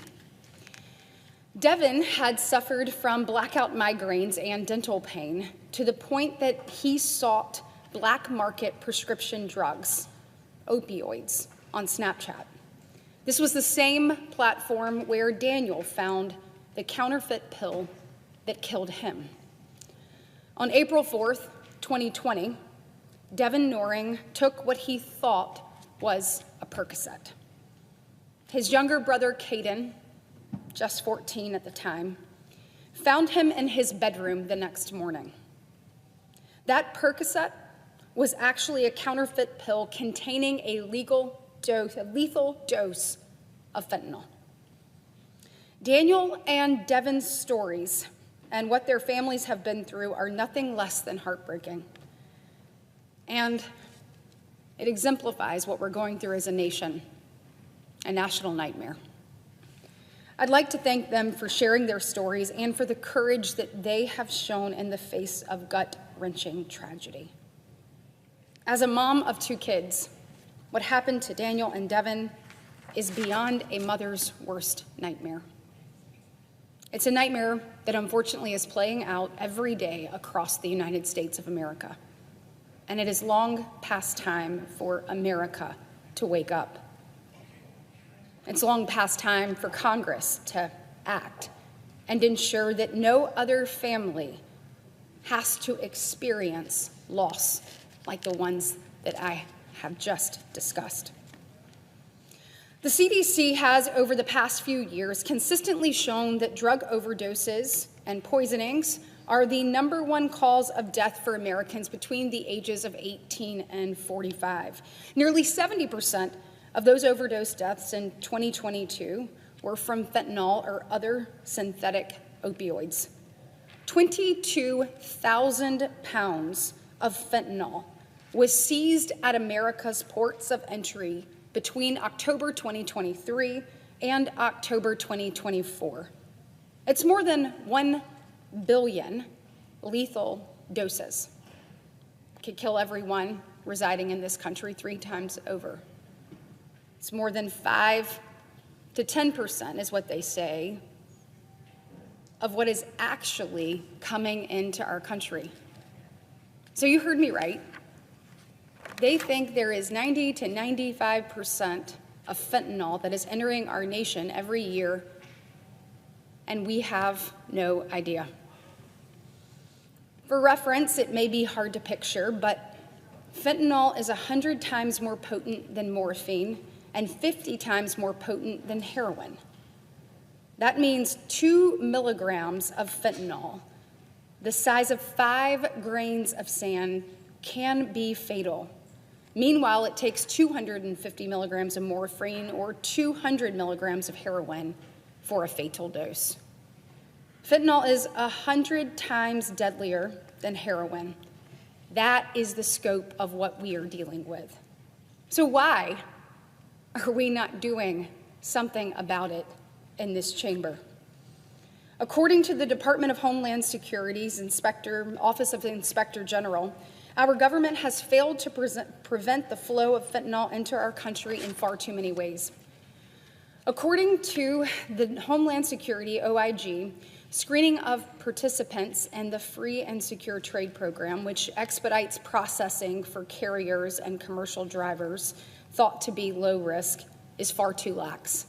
In February 2021, the OIG reported Customs and Border Protections had deployed just over a quarter of the surveillance and subterranean technology solutions President Trump ordered 4 years prior. And in 2023, a vast majority of CBP employees said their field locations, which means the points of entry into the U.S., were not adequately prepared or staffed. Now, President Trump has worked to target the Mexican cartels and transnational narcotic trafficking. He directed Defense Secretary Pete Hegseth to present a plan assigning our armed forces to the mission of sealing our border and repelling the drug trade. I heard Pete the other day discuss it. Secretary Hegseth said, "My generation fought diligently to secure other countries' borders. This generation has the opportunity to secure ours." Ultimately, President Trump reached an agreement with the Mexican president. 10,000 Mexican soldiers placed at the U.S.-Mexico border to stop the flow of fentanyl and illegal migrants into our nation. And President Trump pushed the Canadian Prime Minister to take significant action to stop the flow of fentanyl across our northern border. These are all steps in the right direction. And as chair of the Homeland Security Appropriations Subcommittee, I will work to make sure the people tasked with protecting the public from this poison have the resources they need to help. But what yesterday's hearing made clear is that we have more to do. Last Congress, I co-sponsored Senator John Kennedy's Fairness and Fentanyl Sentencing Act, and I am proud to be a co-sponsor once again this Congress. That bill would change the quantity thresholds, triggering mandatory minimum prison sentences for fentanyl distribution. It would also direct the U.S. Postal Service to increase its chemical screening and dedicate more personnel to the task of interdicting fentanyl and other illegal substances imported into our country. Our children's lives are worth it. We must do more now. Additionally, last Congress, the House passed the Halt Fentanyl Act. It passed in an overwhelmingly bipartisan fashion. I am proud to support it here in the Senate. Leading it is Senator Chuck Grassley, Bill Cassidy, and Martin Heinrich. And while I co-sponsored it last time, I'm proud to co-sponsor it again this Congress. This bill takes the necessary steps of placing fentanyl-related substances under Schedule I classification and ensuring that law enforcement has the tools necessary to actually end this epidemic. On January 20th, it was a new day in America when President Trump was sworn in. It was a new day in the Senate when we passed the Laken Riley Act, which President Trump signed into law last week. Congress can get this done. Republican majorities in both chambers have proven we can and will lead the way and are willing to work diligently with our colleagues across the aisle to ensure that that happens. No doubt we have shown that we mean business. We made promises to the American people that we would work to protect them, and we will keep that promise. We delivered on our promise that we would not tolerate criminal illegal aliens rolling free in our country. Now we need to deliver for the American people once again. Mr. President, the era of open borders is over. The end of the era of allowing deadly fentanyl to flow into our country is over. The American people need us to act now, and that's exactly what we're doing. We're going to clean up our streets. We're going to protect our families. We're going to secure our borders. And we're going to ensure that our children actually have the opportunity to live their American dream. Let's make America safe again, and let's continue to talk about this issue. Our kids and their safety should come first. Thank you, Mr. President. Thank you. Thank you, Mr. Chairman. I would like to welcome some Alabamians that are in the audience, in particular, Laura Kate Robertson, who is a senior in high school and is an outstanding star, and certainly proud to have her here today. Also just want to say thank you for holding this hearing, Mr. Chairman. It's clear, and it's been no secret, that our financial regulators have become increasingly politicized over the last 4 years. We have heard our ranking member talk about the number of complaints that have been made to the CFPB over the last 3 years, and yet this committee, in the last 2 years, led by obviously one of our Democratic counterparts, has not held a hearing diving into this. So thank you, because this must stop. This is the United States of America, and what's happening is completely and totally unacceptable. Look, when you're prioritizing a social agenda or a political one instead of actually ensuring that people have an opportunity and access to the American dream, we've got to call that for what it is. And obviously, our large institutions play a vital role in our country and our banking system, but they need to stick to that banking, not politics. And so, Mr. Ring, what you've testified here to today is incredibly alarming, and we need to get to the bottom of that. I also just want to point out something that my colleagues have to hear me say all of the time, and that is just how grateful I am for our community banks and credit unions in Alabama that serve our local communities and give people access to the American dream. And remember that that is actually what they're there for. So thank you to them. I do want to get to the bottom and better understand what spurred this debanking banking and why certain industries and conservative-aligned groups have been targeted over others, and importantly, how we can prevent this moving forward. So I want to start by quickly clarifying a few things for the record. The first Trump administration finalized a fair access to banking rule focused specifically on addressing this issue. Mr. Gannon, what happened to that rule? That rule was revoked on January 20th, 2021. Tell me who revoked that. The President of the United States. That's the day he was sworn in. That's correct. And so the day he was sworn in, he said, we're not going to do this. There were a number of rules that were revoked that day. That happened to be one of them. Well, thank you, Mr. Gannon. Is the supervision of the reputational risk a directive from Congress or found anywhere in law? Well, that's a little bit of a complex question. It certainly is found in law in the sense that Congress has directed the banking agencies to conduct supervisory activities, but the details about how that supervisory activity is conducted is almost entirely generated by the regulators themselves. And you mentioned earlier the subjective nature of Right. that. Does the reputational risk have any real connection to the material safety and soundness of a bank? Almost on no occasions that at least the literature has been able to come up with is there a connection between reputational risk and some of the basic elements of banking, capital, liquidity, operations, and so on. There's a disconnect there. And in fact, the regulators, and this is quite interesting, at least to me, the regulators have defined stakeholders for reputational risk, and one of those stakeholders is themselves.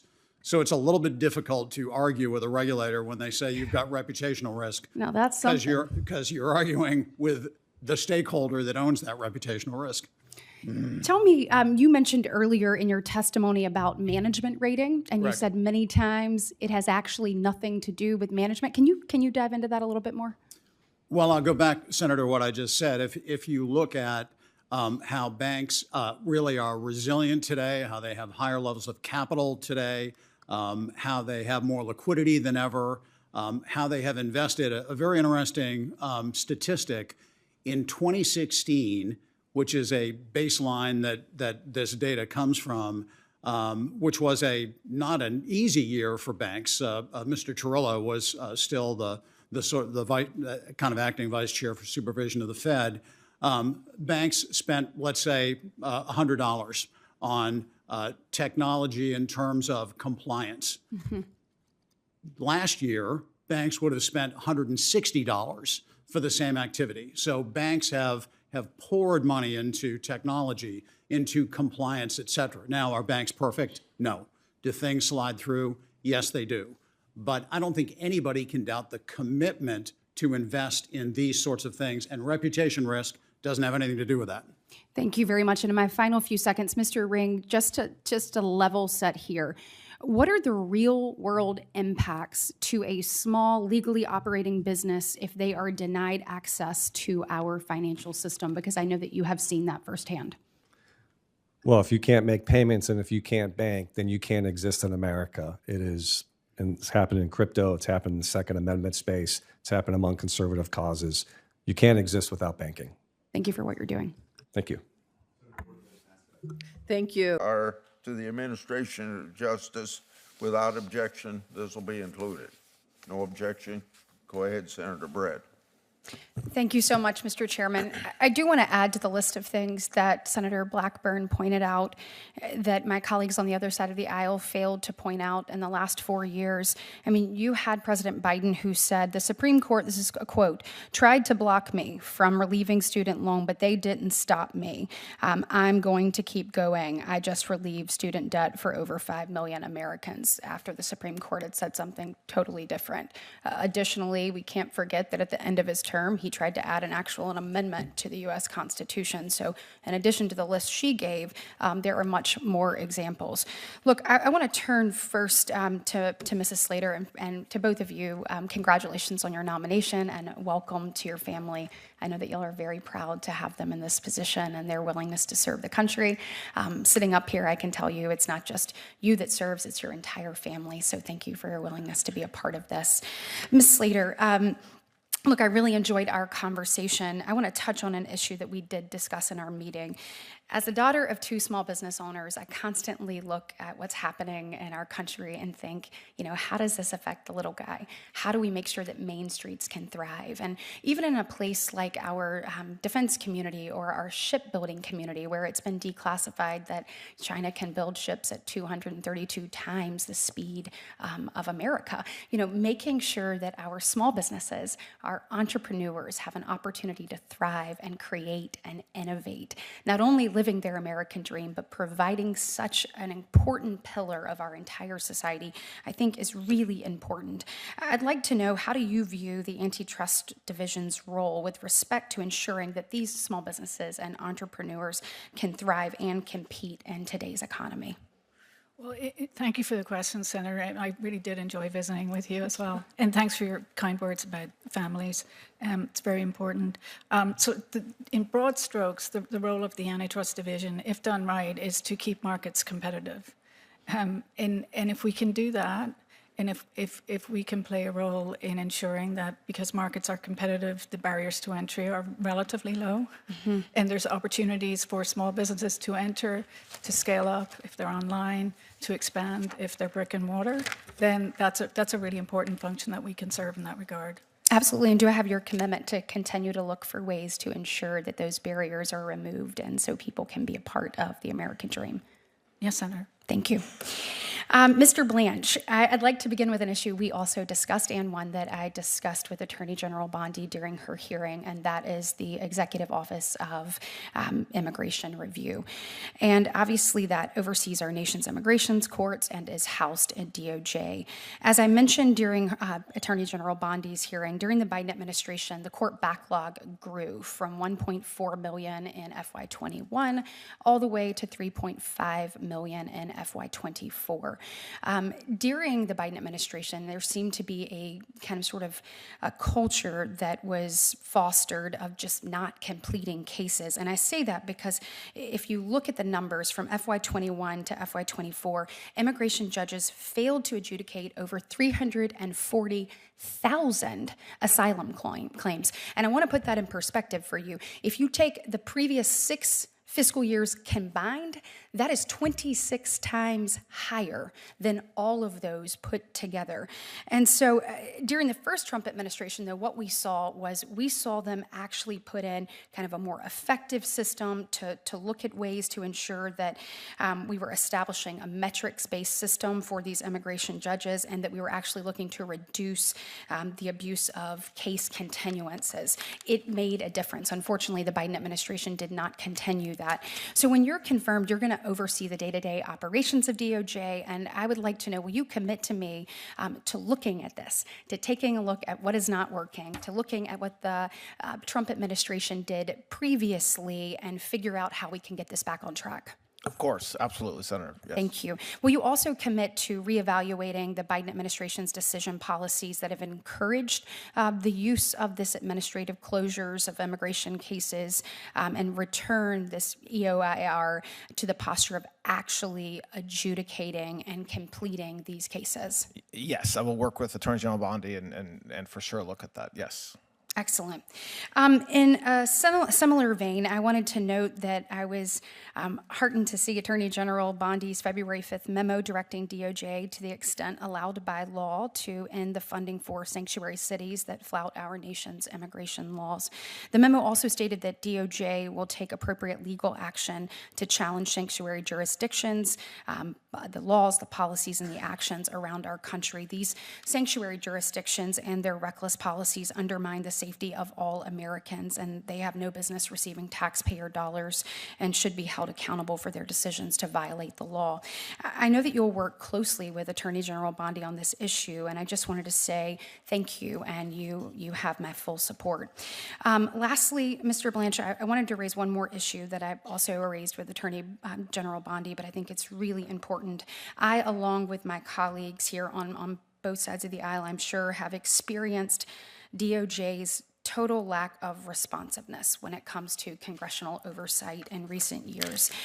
In my case, I had a letter to Attorney General Garland regarding the failure to enforce 18 USC 15, Section 1507 at the home of our Supreme Court justices, and it went unanswered for over a year. As you remember, after the leaked Dobbs decision, they allowed them to picket and parade, which 1507 says you absolutely cannot do with the intent to influence an outcome.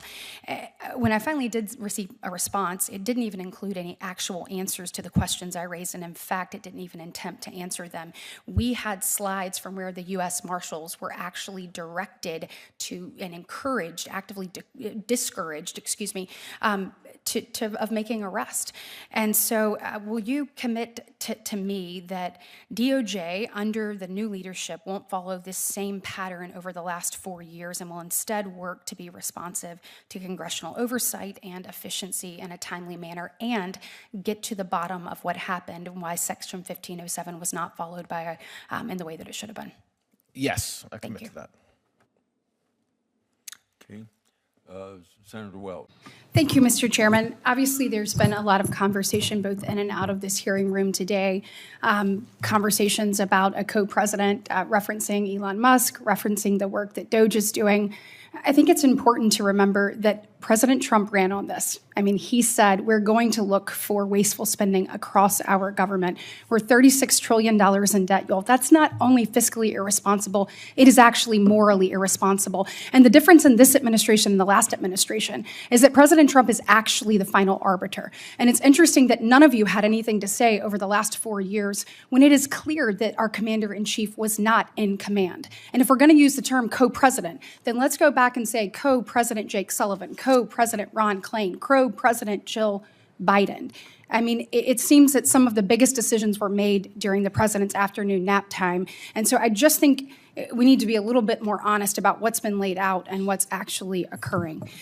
Chair Powell, I want to discuss some monetary policy issues, but I first want to highlight a few supervisory items.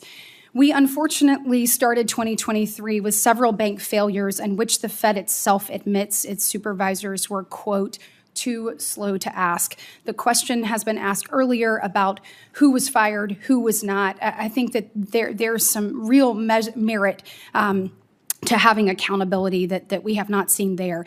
In the aftermath of those failures, the Fed was certainly not slow to act when it came to new regulations, like the new capital requirements that would have put the U.S. banks at a global disadvantage and actually hurt consumers in my state.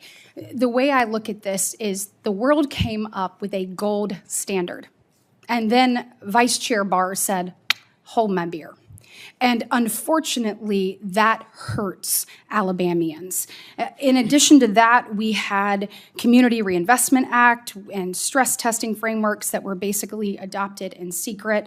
Or as we discussed last week, the reputational risk and just the arbitrary nature of that and those standards that were used to push political agendas. None of this is acceptable, and we've got to take a look at how to promote greater accountability and transparency into the Fed's supervisory function. Shifting gears, as of January 30th, the Federal Reserve had a mark-to-market loss on its balance sheet of roughly $221 billion.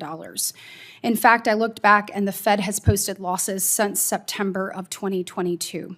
Meanwhile, we've seen transfers to the CFPB totaling $2 billion since September of 2022. So just to clarify, Chair Powell, these money transfers are requested by the CFPB director each quarter and then directly deposited by the Fed. Is that how that works?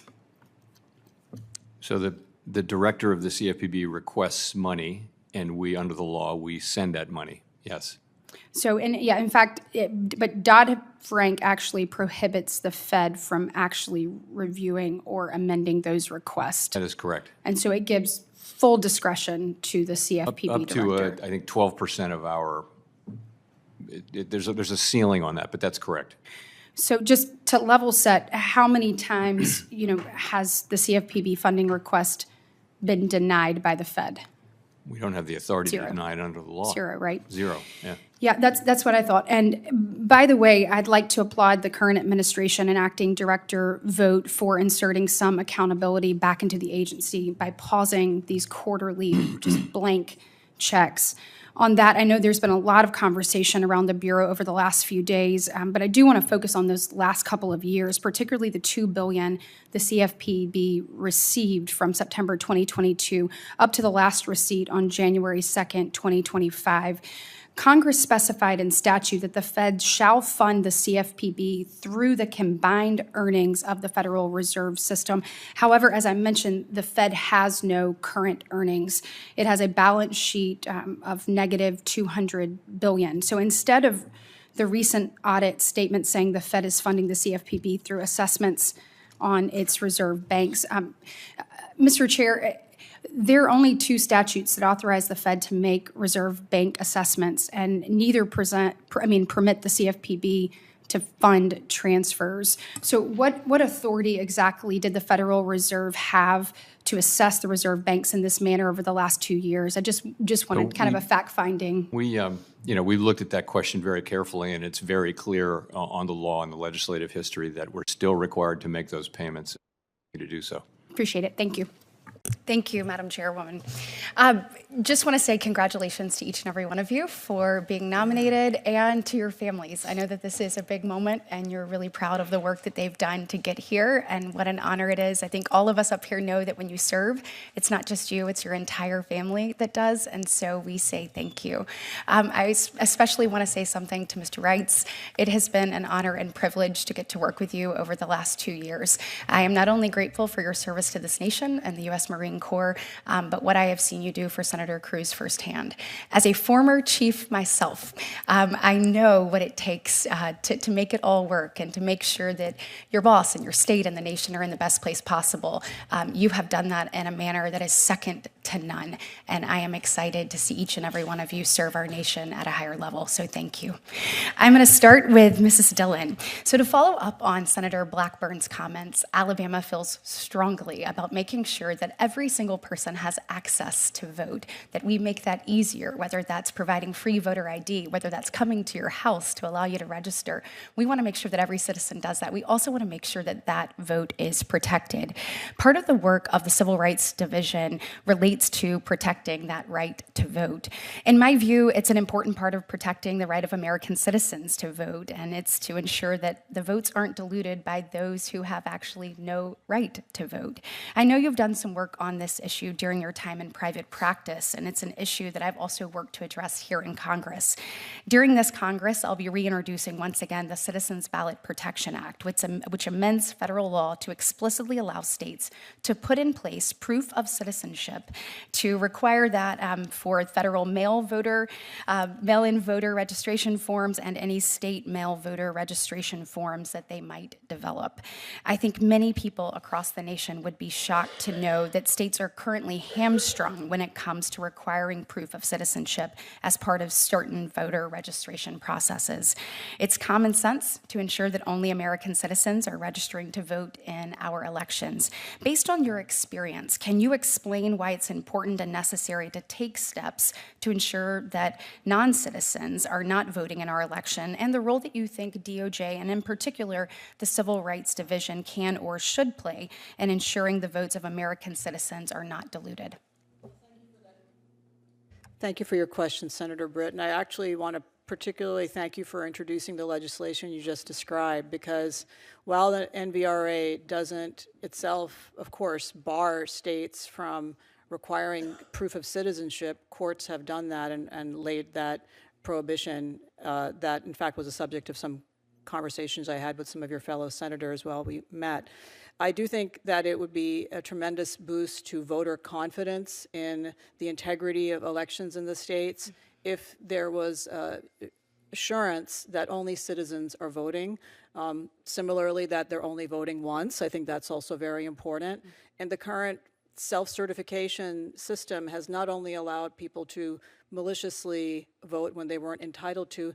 It's actually led many legal immigrants to unknowingly cast a vote and thereby putting their own ability to become United States citizens in peril. And we've seen this happen in Pennsylvania and other states. So I do think that it would be a tremendous boost to voter integrity and confidence. And that in turn would cause more Americans to come out to vote, which I think all of us want on both sides of the aisle. Absolutely, I couldn't agree more. Mrs. Dillon, another question. As you're aware, President Trump signed an executive order in January related to the measures to combat anti-Semitism. Senator Hawley touched on this earlier, but pursuant to that order, Attorney General Bondi earlier this month announced that the formation of a multi-agency task force to do this, to make sure that we're doing this. The task force will be coordinated through the Civil Rights Division. I have long been concerned about this issue and didn't think the Biden administration acted aggressively enough to address it, particularly on college campuses. So once confirmed as the head of the Civil Rights Division, can you ensure me that you will take aggressive action via this task force to ensure that Jewish students are protected from abuse and harassment, and that those who engage in such behavior will be subject to the full force of the law? Well, Senator, this is a very high priority for me, and I have several Orthodox Jews who've worked at my law firm and have personally given me stories about their family circumstances and instances of discrimination on campuses and in other settings. Coming from a religious minority myself, I think it is very important and crucial that the Civil Rights Division step up to defend students on campus, because it is a blow not just to those individual students, but to the entire community when they see campus administrators refuse to protect them. Thank you so much. Thank you, Senator Britt. You're so timely. Senator Booker. Thank you, Madam Chairwoman. Mr. Reitz, I want to pick up with a discussion that I found a little troubling. I'd love to go into it a little bit more with you. It just sounds like that you have been suggesting that government officials can ignore a court order if they Thank you, Madam Chairwoman. Want to thank Chairman Grassley for calling this hearing. I think it is so important that this committee does this work, and I wish that this committee had addressed this before now, but certainly appreciate his leadership in doing this. I had the opportunity to travel with Senator Blumenthal, my friend across the aisle, to Israel after October 7th. And to echo his words, what we saw was unimaginable. Couldn't wrap my head around it. It was gut-wrenching. It was heartbreaking. It was just out of the bounds of what you thought anyone was capable of doing. And when we came home to see what then occurred on college campuses here, I could not have been more disgusted.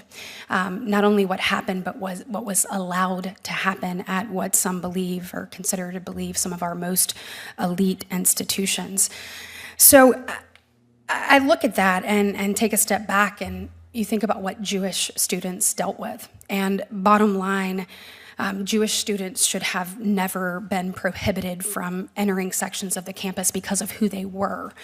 Yet that happened at UCLA. Jewish students should have never had to navigate a professor tweeting out that Hamas's barbaric attacks constituted, quote, such an amazing day, exclamation point. But that happened at Yale. Jewish students should have never had to experience a professor referring to Hamas attack as something that was, quote, exhilarating and energizing. But that happened at Cornell. And Jewish students should have never had to have tolerated comments such as that, quote, October 7th is going to be every day for you, end quote, or, quote, yes, Hamas, we love you. We support your rockets too, end quote. But that, among many other things, happened at Columbia. These schools and their administrations who tolerated this, who allowed this to happen, it's repulsive. They brought shame on themselves. We have to take what we've learned from this, and we have to make sure that it never happens again. They've repeatedly proven that they deserve no benefit of the doubt at all in how they're going to handle anti-Semitism. I'm glad that both Congress and the Trump administration have said this is going to be a priority, and I'm proud to be a co-sponsor of a number of bills from the Anti-Semitism Awareness Act to Countering Anti-Semitism Act, amongst a number of others that are going to hit this head on. But I want to ask a couple of questions. Mrs. Lewin, I know that the Brandeis Center undertakes a great deal of research and legal advocacy in this space, but because of that, though, I'm interested in your view of what steps Congress actually needs to take to strengthen Title VI as it relates to combating anti-Semitism and just a hostile educational environment and those claims in courts. Is it a matter of simply adding discrimination based on the religion to the statute? Is it better to clarify what constitutes actual discrimination on the basis of race or national origin? Or do we need to codify the 2004 Marcus policy? What is it that we actually need to do to make sure that this doesn't happen again? Thank you very much, Senator Britt. I think start off with adopting the IHRA definition, right? Let's codify the Executive Order 13899. Okay. That's really important because that will help us understand and recognize the difference between, as I've said, a legitimate political debate and the vilification of Jews. When you demonize, apply a double standard, or delegitimize not only individual Jews, but the Jewish collective, the Jewish nation state of Israel, that's not criticism of Israel similar to that leveled against any other country. We need that definition because we need to be able to start teaching our society how to define and understand the difference between the two. And then I do think we need to give whatever strength we can, as Senator Moody was saying, to make sure that we're holding accountable anybody who is violating Title VI, and that includes removing federal funding. Yes, halting exactly. It. Stop. Why would we give you money if you were violating Title VI? Correct, because what needs to be understood, as you said when you talked about the Marcus policy from 2004, is that when faith-based groups are targeted on the basis of their shared ancestry or ethnicity, that is a violation of Title VI. If you see groups that are being denied the equal access to educational opportunities because of their shared ancestry and ethnicity, so when you have folks on campus who are encircling Jews, spinning at Jews, cutting the Jews out, saying to the Jews, you're not welcome, not only in my club, you can't go through the encampment. I've had students who have told us that there are students who will get up, they won't sit next to them because they're a Zionist. They won't allow them in their plays because they're a Zionist. They won't include them in any of their activities. They are being shunned, they're being marginalized, and it is not a conversation about the Arab-Israeli conflict. I will just say, because it's one story that I think is important to be heard about how this is not a political very debate. briefly. I know that Senator Britt's run out of her time, but Go if ahead. you'd like to I wrap will. that up We can do very it again. In a different question, then I'll give that answer. Okay. I hope somebody gives her an opportunity to say that. I hope so. Hey, thanks, guys. I am really appreciative to Senator Reid for his willingness to tackle these tough issues and do it in a bipartisan way that we can actually achieve results for the American people. So thank you, Senator Reid, for your leadership. Thank you all for being here. This is certainly an important topic. I am particularly looking forward to hearing more about this as the chair of the Housing Subcommittee. When I tackled this issue first off getting here, it's clearly an issue of supply and demand. It's also it encumbers a lot more than that. When we started looking at regulations, knowing that about 25% of a new home cost is directly attributed to regulation, you think what is necessary and what is overburdensome. When you find out that Americans are no longer buying their first home, that piece of the American dream, in their late 20s, but rather in their late 30s, early 40s, if then can they achieve that? How do we make this more obtainable for every American? There's a number of approaches. Senator Reid mentioned the one that we had, of government assistance programs that will help people actually achieve upward mobility, that will help them stand on their own 2 feet and be able to live their version of the American dream, which is so critically important. But there are other things that we've been doing that we feel like can kind of claw back on some of this stuff. Environmental regulations under NEPA have directly stifled housing supply. When we look at Alabama, we have a great example. I loved hearing what Senator Ricketts was saying of things that they were doing in Nebraska. In Alabama, we have a great example through our Fortified Roof program. It incentivizes strong home building, and it's able to do that, encouraging people to build homes that will withstand storms, obviously without exposing or imposing excessive environmental standards in the process. It has been a win-win and has been wildly successful. So there's certainly a way to do both, and there's a balance that needs to be achieved. Mr. Glacier, can you speak to the impact of erroneous environmental and land use regulations and the ability to build homes to meet those demands? Thank you, Senator, and thank you for your leadership on this topic. It is an odd irony that often environmental regulations are counterproductive environmentally. So about 15 years ago, I wrote a paper with California environmental economist Matthew Kahn, currently at the University of Southern California, which tried to measure the carbon emissions associated with building in different parts of the country. We did this whole normalizing for family size, normalizing for income. We found, unsurprisingly, that by far the lowest carbon emission parts of the country, naturally, were coastal California. Nothing to do with the regulation. It's the weather, just to be entirely clear. It's Januaries that don't require you to heat like crazy, and it's Julys that don't require you to air condition, okay? If you cared about reducing America's carbon emissions, you should then be saying, let's build on the California, in San Francisco Bay.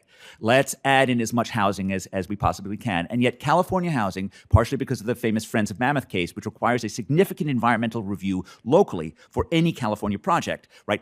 They face the most onerous environmental regulations possible. And the effect of that is moving building from places where it is good for the environment to being places where it is less good to the environment. And you see that happen over and over again. And partially it's a mistake that regulators make, that they think they're actually stopping the building. But it doesn't stop the building. It just moves it someplace else, and it moves it to a place that is worse for the environment. No, I appreciate that, and I have a couple more follow-up Great, questions on that. absolutely. I would love to submit for the record for you if that's okay, because I want to dig down on that. I am short on time. Mayor Johnson, I heard you say to Chair Scott, talked about a little bit of the local challenges that are occurring. I am a big believer that the best thing that the federal government can do in most situations is just get out of the way. As the daughter of two small business owners, I saw that firsthand. I think local leaders know best. They're boots on the ground, and local solutions work best for the people they serve. Can you talk briefly about how we are ensuring, how we enable and equip our state and local leaders to meet the unique challenges that their communities face, or what we can do better in that regard? I appreciate that question, Senator, and I will tell you, it's interesting. We look to Washington for a couple things at the local level. One, you all figured out, it's money, right? We always are looking for money from Washington. But the other thing is leadership and thought leadership. And sometimes, being so close to the people, it's good. You know exactly what's going on, but it can be noisy. Sometimes the folks who are a little further away can look at a problem and see it nationally. And if you don't look at this housing issue nationally, you won't understand what's really going on. At the city level, we are competing with our other cities for people, institutional investment. We want corporate relocations. We want jobs. We want higher education institutions. We're competing for those things. So as a mayor, my job is to try to make Dallas as awesome as it can be, and make the quality of life as high as it can be. The result of that, when I'm successful, is pressure on my housing market, because we're not building enough houses, new ones, to add to the housing stock fast enough. The new folks are just adding pressure to the market in the form of more demand in terms of people and what they're willing to pay for it. They're more well compensated. Again, like I said, they're coming from the coast, and our housing market looks like a bargain to them. So what we need from, I'm saying this over and over again because I was very honored to be asked to be here today. We need the understanding of Congress that this is a problem that has to be attacked nationally, because we're just pushing the issue around. We really do need to have a build, baby, build approach to housing.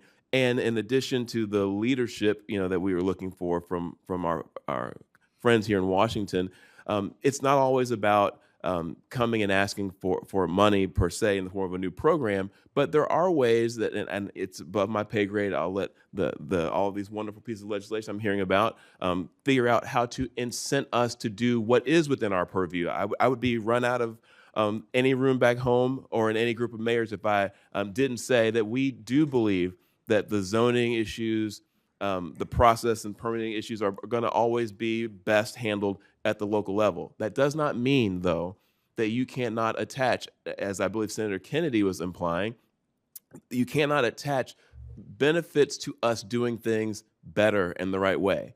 If you want to reward a city that reduces their permitting time and builds X, housing units per year that you, at a goal at a rate that you set, I'm all for that.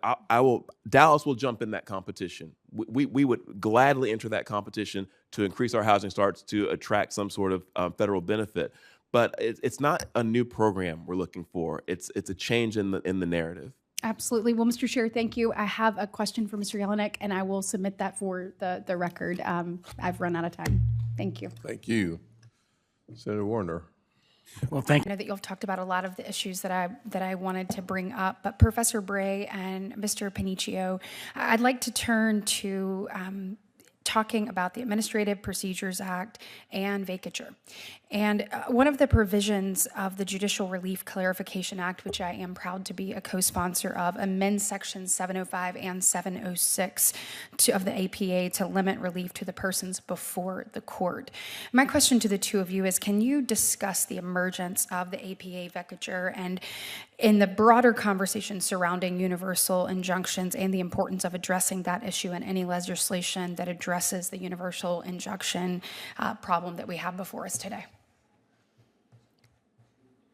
Gladly, Senator. So the Administrative Procedure Act allows challenges and judicial review of agency action. And there is a vigorous debate among scholars about whether the Administrative Procedure Act should be understood as allowing a separate remedy of vacatur. I don't think there is such a remedy of vacatur. There's no traditional remedy called by that name. You won't find it in remedies casebooks or treatises or anything else. But there's a vigorous debate about that. What I don't think you can really debate is the interaction between vacatur and universal injunctions.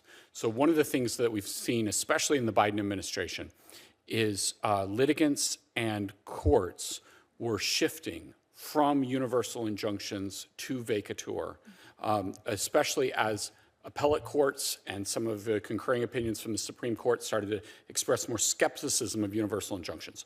And that kind of switch is really important for a legislative solution. It means a legislative solution has to tackle the vacatur problem as well. Otherwise, you're just going to play whack-a-mole, and you're going to stop universal injunctions, and all the same things will be done by courts against agencies, at least, under the APA. Thank you. Thank you, Senator.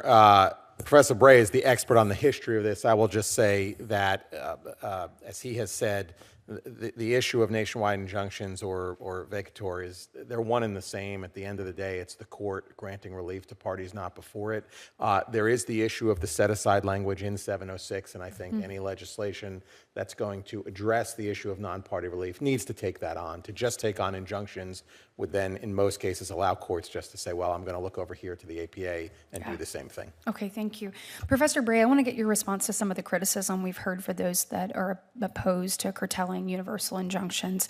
Let's start with the criticism that we shouldn't eliminate universal injunction because it could lead to inconsistency and an inconsistent application of the law around the country, or in some form of, as you have called it, disuniformity.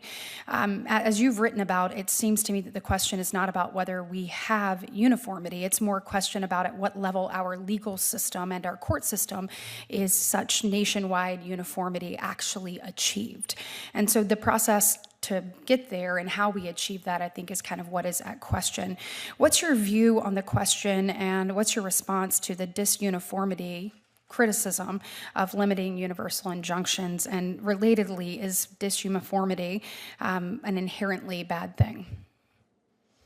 So I think there's a lot of value to uniformity in the law. The question is how and when and who gets you there. And in our legal system, we get uniformity, but we get uniformity over time. And I think one of the striking things that you see for universal injunctions is they are proceeding on a premise that the first judge, selected with highly intense forum shopping and in a time of high judicial polarization, that the first judge who takes the question is going to be right. But often universal injunctions get reversed or narrowed on appeal, and so there should be no presumption of the first judge to tackle the question is the one who should get us to uniformity. Instead, the right way to get to uniformity is through appellate precedent, which, as Justice Kagan said, is the normal process. Absolutely. Well, thank you so much for your time. Thank you, Senator Britt. Senator Klobuchar? Yep, just two more questions here of you, Professor Vladeck. Federal judges, we were going through NIH and what that would mean if you had to have an individual case in every single grant in every single jurisdiction of the country, which is why we have this ability on the nationwide front. Let's look at something else. Federal judges blocked the administration's funding freeze that jeopardized everything from community health centers to child care to infrastructure to support for law enforcement. Can you talk about the impact if those judges had not been able to issue a nationwide injunction, including on non-parties? Sure. I mean, I think we would have seen, Senator, overnight, tons of entities that depend upon those federal funds to provide vital services to everyone, just having to close up shop and not being able to provide those services because they don't have the money. And so, Professor Bray is right that the question is uniformity at what point.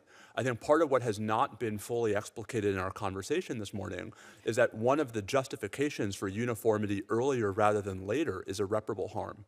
And is the notion that but for this kind of relief at this early juncture, Mr. Panuccio has been attacking TROs for most of this hearing. TROs are based on the idea that the harm the party is facing is so urgent that there's not time for the ordinary process. And I think we really haven't done a lot this morning to talk about how these policies are harming people in ways that create, to me, extraordinary justifications for these kinds of judicial interventions. Okay, last one.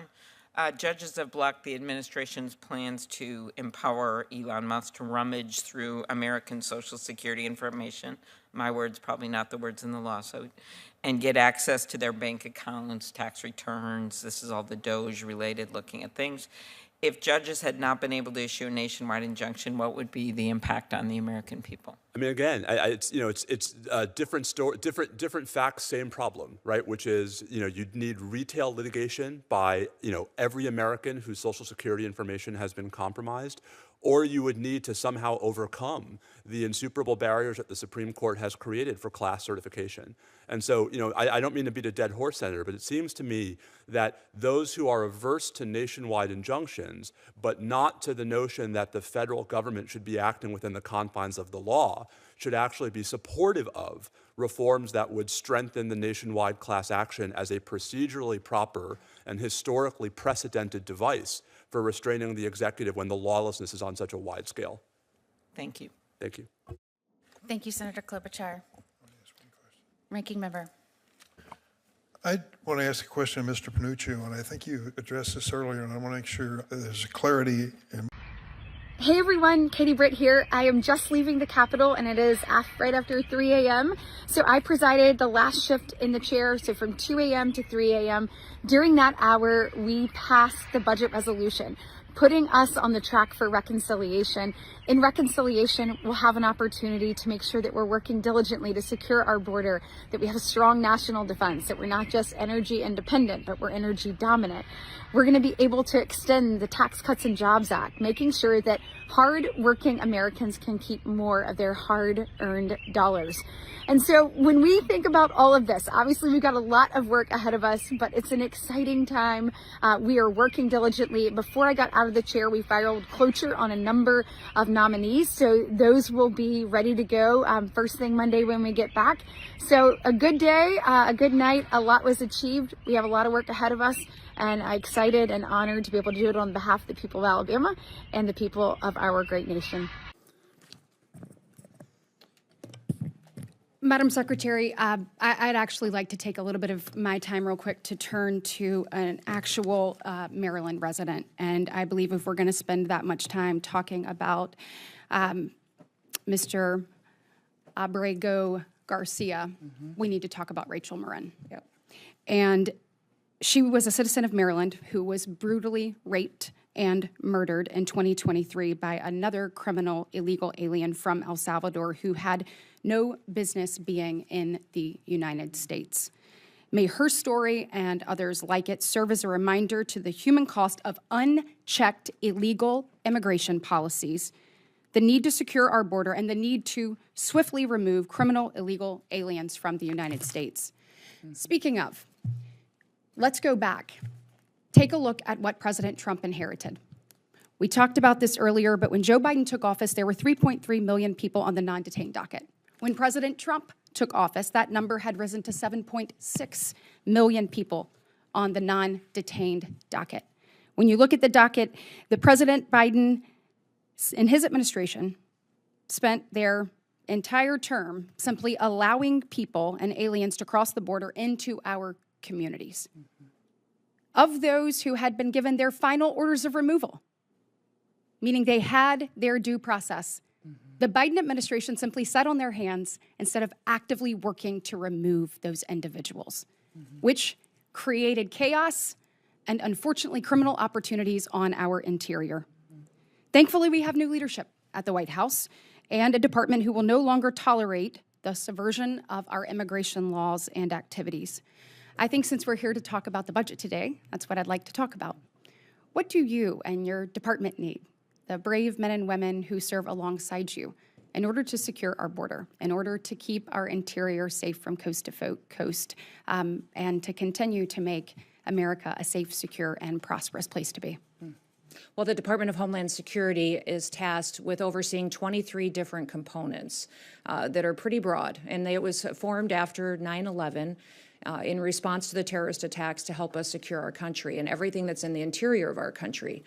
The President's budget request, along with reconciliation package, focus on what some of our greatest threats are that face our future and our children and grandchildren's ability to grow up here and to have a future. And that is continuing to secure our border, to make sure we're addressing technology needs that have been neglected for far too long, get our Coast Guard to the standard to what the missions are requiring them to be at to be successful, building more wall, more agents for CBP, more ICE agents and beds so that we can remove illegal criminals out of this country and dangerous individuals that are threatening our public safety. And then also going forward and looking at how we conduct operations on training our law enforcement officers, how we can put CISA back on mission at focusing on cybersecurity. The requests going forward focus in those areas and TSA so that we have the technology upgrades that we need to really make sure that we are doing due diligence to secure our country and the systems that help run our critical infrastructure.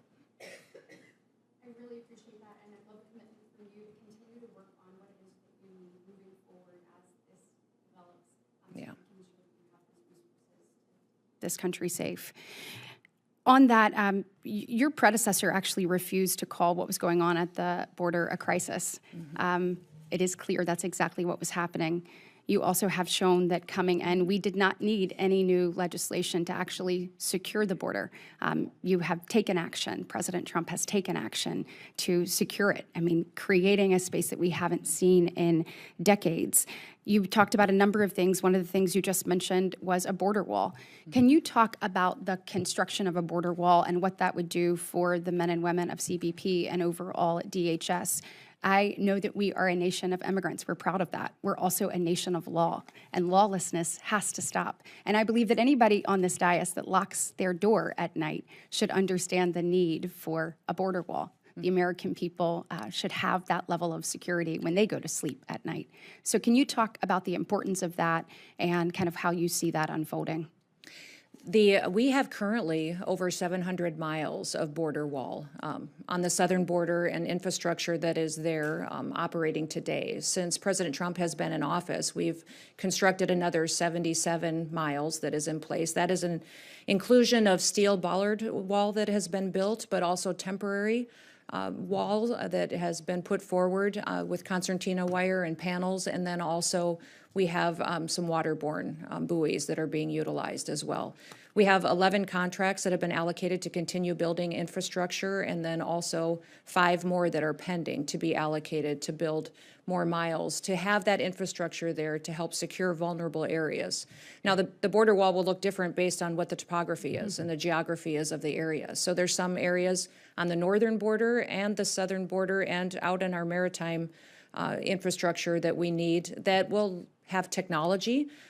It'll utilize Aerostar systems, radio frequencies, satellite systems. Those upgrades just simply haven't been made or prioritized under the last administration and need to be done. So we will use a combination for what's appropriate out there for the topography and working with the local states and tribal areas to make sure that it's something that secures our country, but also is something that they can help support and secure as well. Thank you for that commitment. Vice Chair Murray. On the senator's question, so would you commit today to the same privacy standards that you have demanding those of the company that purchases 23andMe? Do not sell unless they keep the same privacy standards that you have? Yes, that is a requirement. You know, basically, if any of the 2 buyers, and they have put that in their asset purchase agreement. Excellent. Now tell me, what all do you test for? You know, 23andMe tests for, you know, basically a significant level of, you know, genetic traits, ancestry, and health conditions. We actually, as part of our process, test over 600,000 variants through our testing process. Okay, so you're able to tell somebody maybe it's predictability of potential disease and other things? And while we can't definitively say that that person will get the disease, we can highlight risk and basically when people are at higher risk for certain diseases. And so do you test for sex? You know, as part of our testing, we do identify if the DNA showed that if the individual is male or female. And male is XY chromosome? That is correct. And female XX? Correct. On your database, though, you go into saying that if people self-identify of another gender, that you will attempt to give them a prognosis of the gender that they identify with versus the gender that they test for? Senator, I'm not aware of that. Oh, yeah, you do. So it says, we understand that sex is not always binary and the words male and female may not accurately reflect an individual's identity. We also recognize that being categorized by birth sex may be an uncomfortable or triggering experience to some, and we do not mean to delegitimize anyone's gender identity or expression. We use your self-reported sex to customize your health and trait reports. For example, genetic risk and what they may mean differ between men and women. So men and women are different, right? I mean, you say that here. We just talked about the genetic testing, but then you go on to say, if you tell us you're a female, your reports will contain information that is relevant to genetic females XX. If you tell us you're male, your reports will contain information that is relevant to genetic males XY. Additionally, there are some sex-specific reports that are available on individual selected profile sex, such as male hair loss or bald spot. That's because either we're not able to build out an acceptable model for both genders or because the trait is actually sex-specific. And so I guess I'm wondering, did you test, like if it's a genetic female that identified to you as a male, would you test them for male pattern baldness? Senator, you know, we, as you mentioned, we actually do, the customer does report to us, you know, what they believe their sex is, and we test against that as well as what we found in the DNA as testing as well. I think probably the DNA is what's best for predicting actual future disease or harm or what may come, good or bad, for the individual. On that note, you have about 15 million customers, is that right? That's correct. Okay. Of that, how many are kids? How many are kids? Mm-hmm. Senator, I don't know that number, you know. So you don't know, from what I read on your website, obviously parents can agree to have their child's DNA tested. Is that correct? That is correct. So you don't know, of the 15 million people, you don't know how many of those profiles are under 18? I don't have that information with me today, but I'd be happy to take. Do you have a guess? I don't have a reasonable guess, Senator.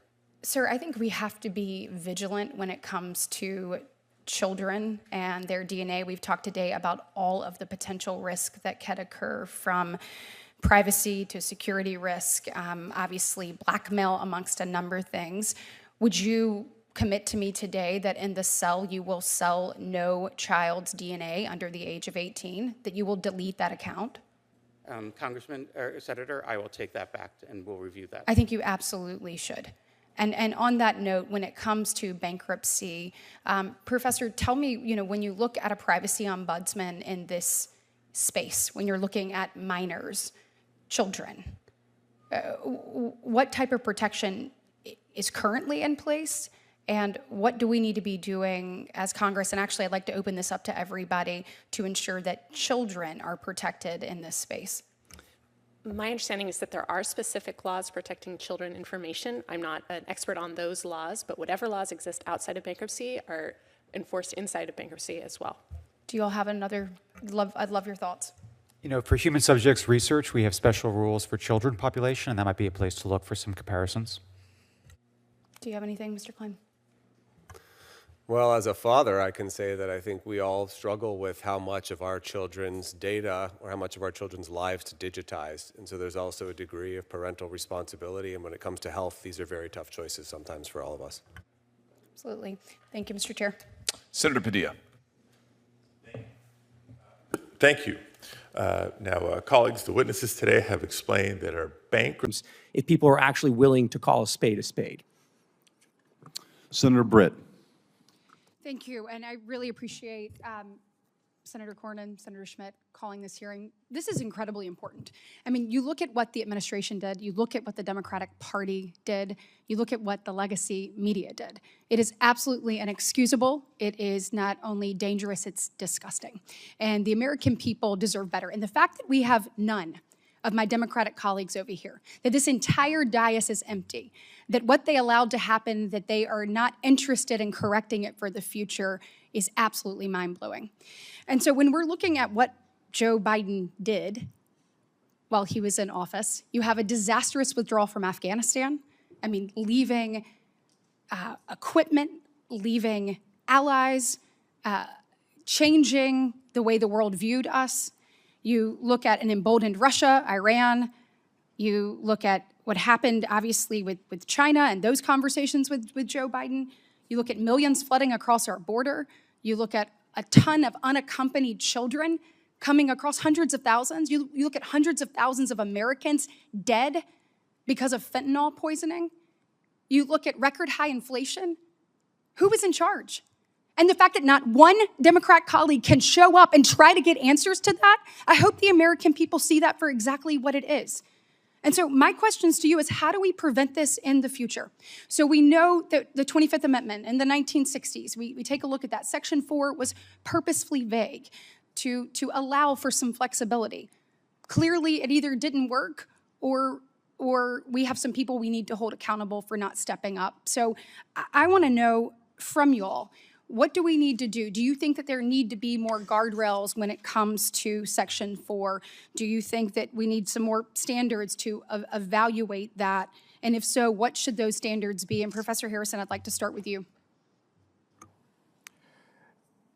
Senator, this is the question about further implementation of the Section 4 is one that has not received a lot of attention because fortunately, the country has not needed it very often.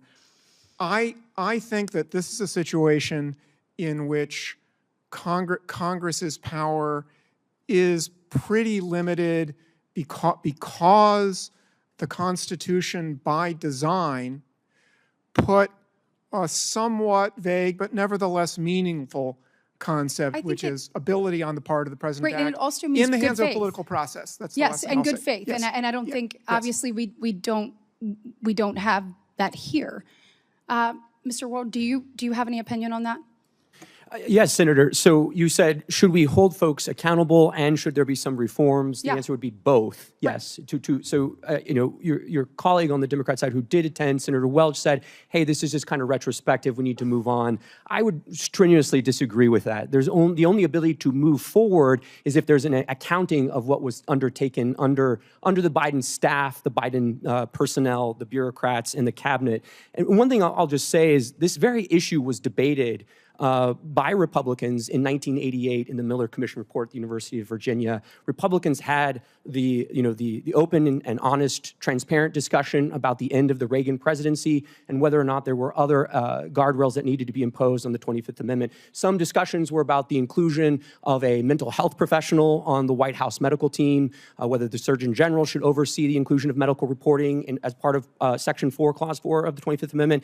All I'll say is all of those things have been set aside.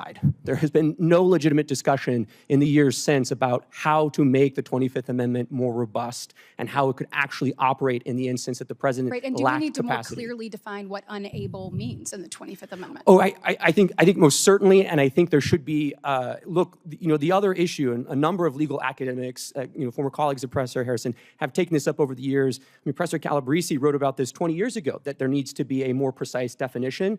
And there are lots of issues related to succession. There clearly does, because even from all of us from the outside, we're saying there is a problem. And the fact that we could get no one on the inside to actually take a look at what they already knew to exist and then be able to hold them accountable, we have to have other guardrails moving forward. And that is absolute. So we need to be talking today about what those guardrails are. I have a question. I'm running out of time. It's two things. One, senior staff. So I have been a senior staff member. You take an oath when you get to come and work in this body. You want to make sure you're doing what's best for the United States of America, for the state you serve, all of the things.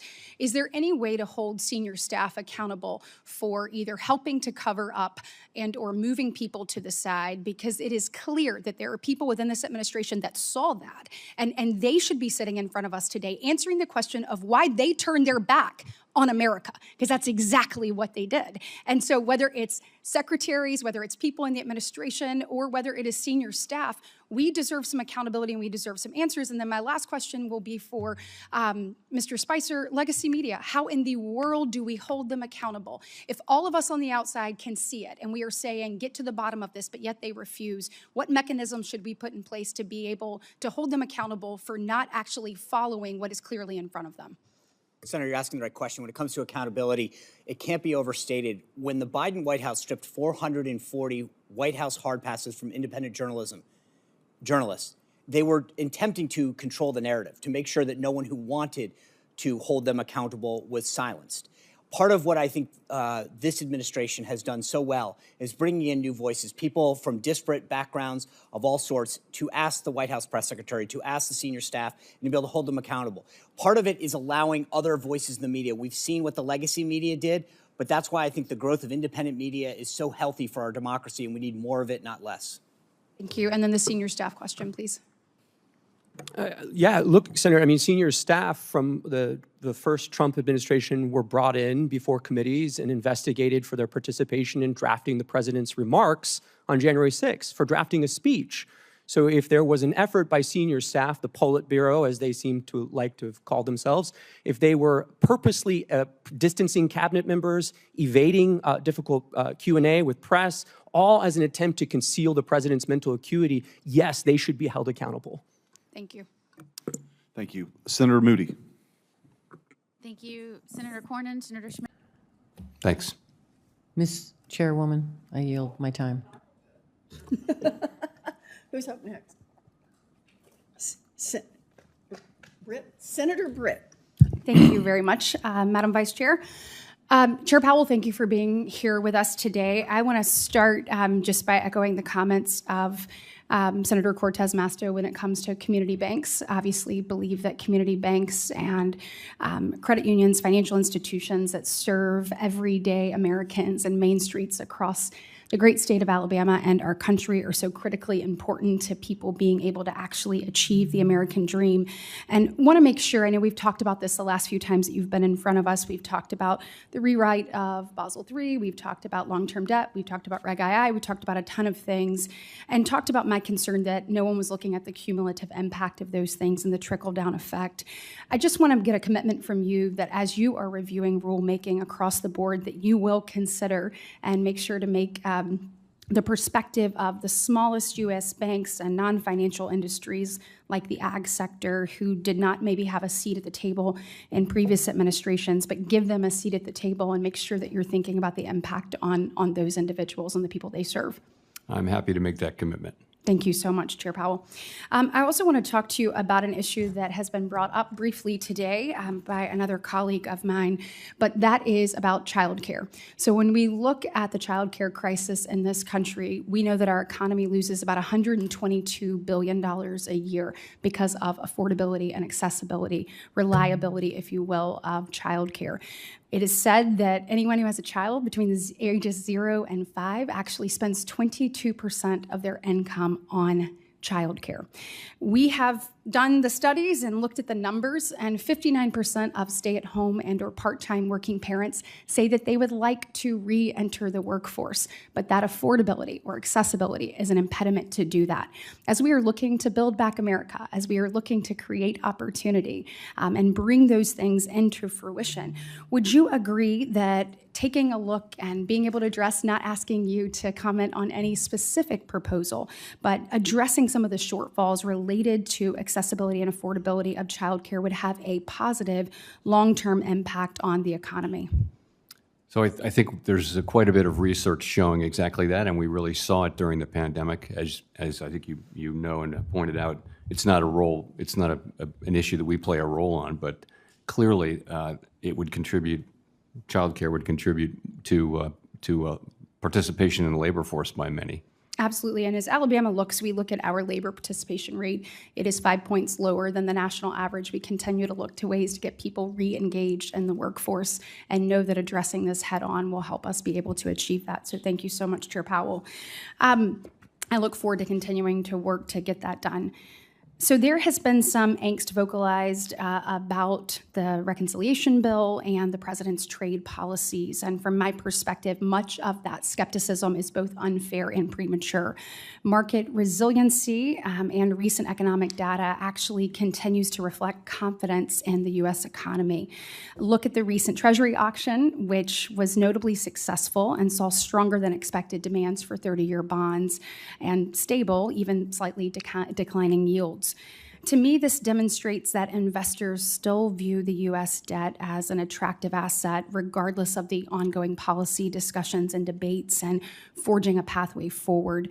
And those fundamentals of the economy, actually remain quite strong.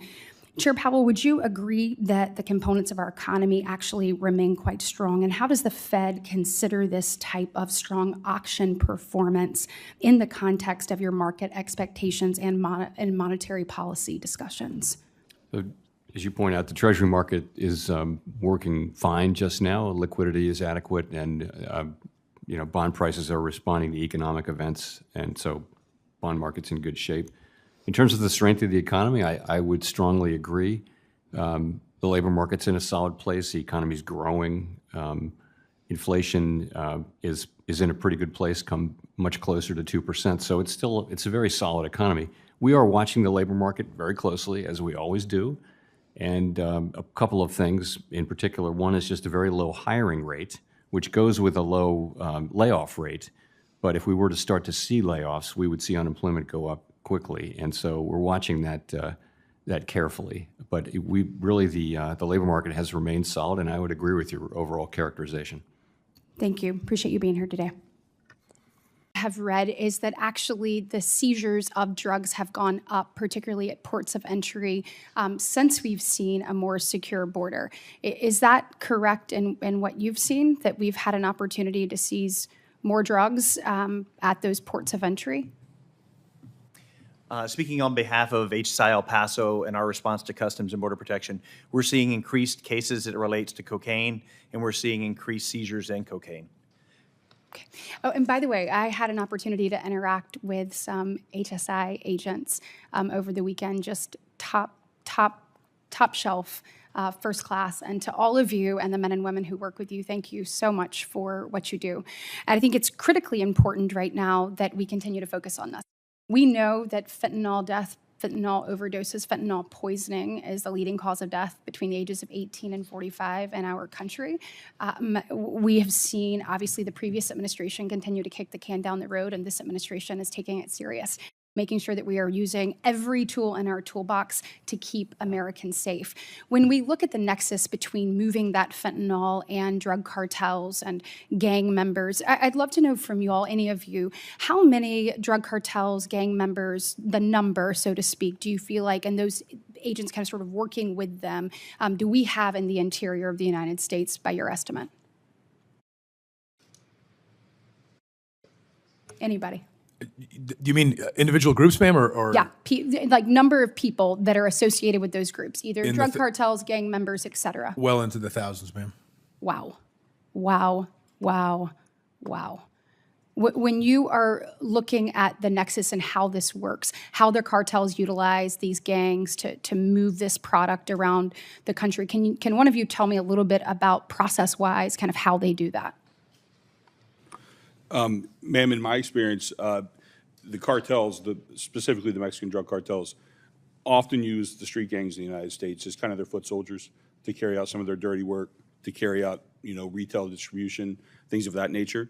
I think, and I don't mean to sound like a broken record to keep going back to the Homeland Security task forces, but one of the things I think that's great about that and helps us address this problem is it allows every agency to bring their expertise to the table. I would reference, FBI's expertise in dealing with violent street gangs and that nature, HSI with the ports and with the chemicals, DEA with our expertise in cartels. I mean, I think we bring it all together to fight this fight. And we really appreciate you all working together, utilizing your strengths to make sure that we're putting the American people in a safer and stronger position. And I commend President Trump and his administration for making this a priority. When you're looking at the supply chain of how this works, obviously we've talked a lot about China and China's role in these fentanyl precursors and coming here. Is there anything that we need to be doing to be more disruptive to that supply chain from your perspective?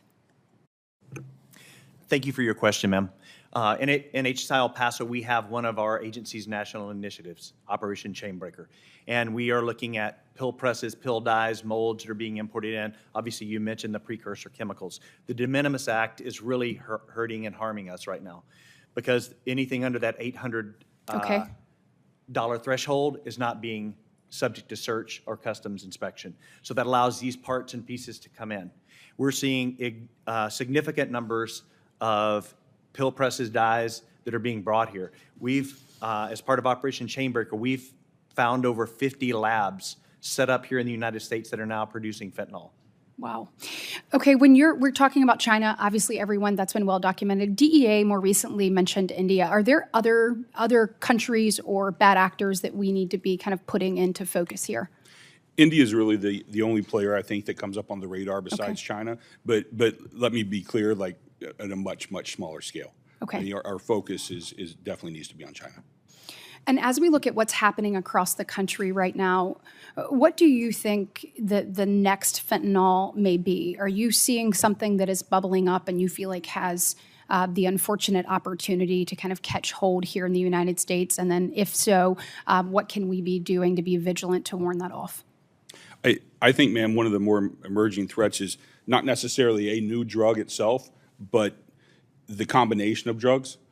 For instance, people have been taking xylazine, which is like a veterinary drug, and mixing that with fentanyl.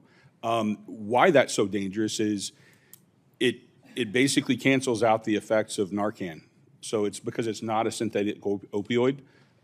We've had some pretty good, the public has had pretty good success with Narcan in reviving people and bringing them back from the brink of overdose. But when you put outside things into it as an adulterant to cut it, all in the name of profit, it cancels that out. So it's very dangerous. Absolutely. And last thing, what should we be doing to better target the financial networks that aid and abet the cartels, including their operation and presence here in the United States?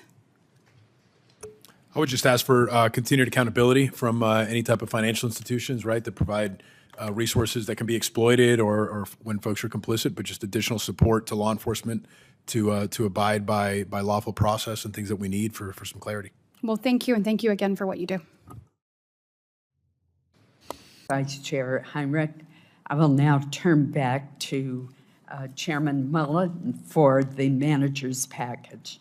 Madam Chair, I'd like to offer a manager's package containing amendments for the legislative branch bill. This package had been negotiated and agreed to by both sides, and I ask that it be adopted by unanimous consent. Is there any objection? If not, the manager's package is adopted. Senator Murray. Thank you. As everyone here knows, better than anyone, the Library of Congress, the Government Accountability Office, and the Government Publishing Office play really critical roles in helping us do exactly the sort of work we are here today to do. They help us in drafting legislation, getting expert opinion and research to inform the process, and even printing the bills and reports before us. They are no doubt legislative branch agencies, but right now the appointing process for the heads of these agencies involves the executive branch. That does not make a lot of sense, no matter who the president is, and I do believe it's time we modernize these processes and make sure that agency heads are appointed by the legislative branch. This is actually a step we took a few years back to ensure the selection process for the architect of the Capitol and make sure it's in Congress's hands, and it makes all the sense in the world to now update these statutes for these legislative branch agencies as well. Now, I do understand that Senate leadership and the authorizing committees of jurisdiction are trying to address this matter. I feel strongly, as appropriators, we should not be silent on this important separation of powers issue. But Madam Chair, I know you share the importance of the separation of powers and the impact on these three agencies. So at this time, I will not offer my amendment, but want a commitment that we will continue to work to get this done. Absolutely. Important issue. Are there, Senator Britt? Just want to make sure that the chair and ranking member have the funds they need to fix the train from Hart Yes. to the We were I just discussing that as And we the were elevators? stuck on the train. As Martin and I were stuck on the train, we figured out there has to be a way for us to work forward on this, and we will. Not that I don't like spending time with him, just not stuck in a train. Thank you, then I'll withdraw my amendment. An excellent one it was. Are there any other members who seek to offer an amendment or speak on this bill? If not, seeing no further amendments, the bill will be reported as amended. Madam Chair, can I say one thing too? If anybody has concerns on our security, what we're trying to do, please feel free to reach out to me. I just didn't want to say it in a public setting because I believe it is sensitive.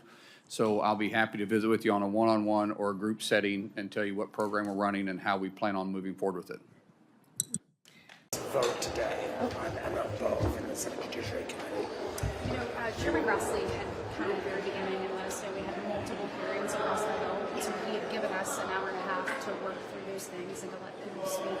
So certainly believe in everyone having an opportunity to voice their opinion and have that dialogue. I think Chairman Grassley gave that and then also cited precedent here when Chairman Durbin had done something very similar. So certainly wish that that they had stayed and let their voices be heard with regards to recording a vote.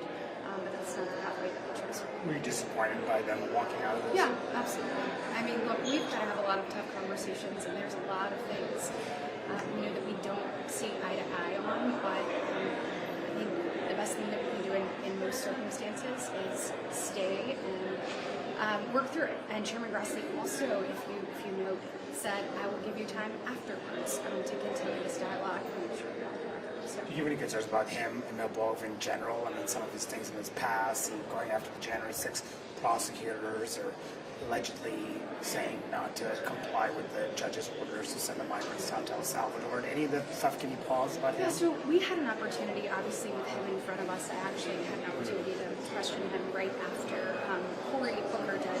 And I think through that process, we got a lot of our questions answered, and he had an opportunity to tell his side of the story with regards to what was out there. And with regards to what I heard and information that we were given and follow-up certainly feel comfortable about that. Thank you. I appreciate it. Senator Britt. Yes, sir. Thank you, Mr. Chairman. Thank you, Ranking Member, for your work on making this happen. Sincerely grateful to you, to everyone's teams. Caroline Moore on my team. We have several members in the audience and interns. I mean, everybody pitched in, obviously, to make this work, and really appreciate that. Look, this is a great first step to addressing the affordable housing crisis in our country. As Senator Kennedy said, I mean, we hear about this everywhere. So used to, you could buy your first home at the end of your late 20s, and now it's closer to 40 before you can. It doesn't matter who you ask. Most people say that part of their American dream would be owning their own home. So whether it is the cost and affordability of that first home, whether it is a heap of regulations that keep a developer from moving, or whether it's just inefficiency in our federal programs, look, this is multifaceted. Like, we are going to have to tackle this in many ways. There's no simple solution, but this is absolutely a great first step. I am proud of the things that were included in here, in particular, rolling back that red tape, for instance, particularly when it comes to manufactured homes, allowing people to have that first home and move into that. Many of those regulations were outdated, unnecessary, and this bill creates solutions for that. Also, this bill, I want to thank Senator Reed for his work. We worked together on the Helping More Families Save, and this is working on the only HUD program that actually allows people to get their feet under them and then move into economic independence, which is the goal for every single person. And so amplifying that program is important, and we're proud that that was included. Also, there's just a number of things, enhancing banks' capacity to be able to invest more in affordable housing, because we know that the private sector has to be a part of this solution. So a lot of great things. Obviously don't have time, and I'm running out of it, but just a couple of quick things I do want to see us continue to work on. One of the things we just heard Senator Blunt Rochester talk about homelessness, particularly within youth, and talked about a second grader saying she was worried about being homeless herself because of her friend living in her car. Senator also Brooks and I have a piece of legislation that addresses youth homelessness.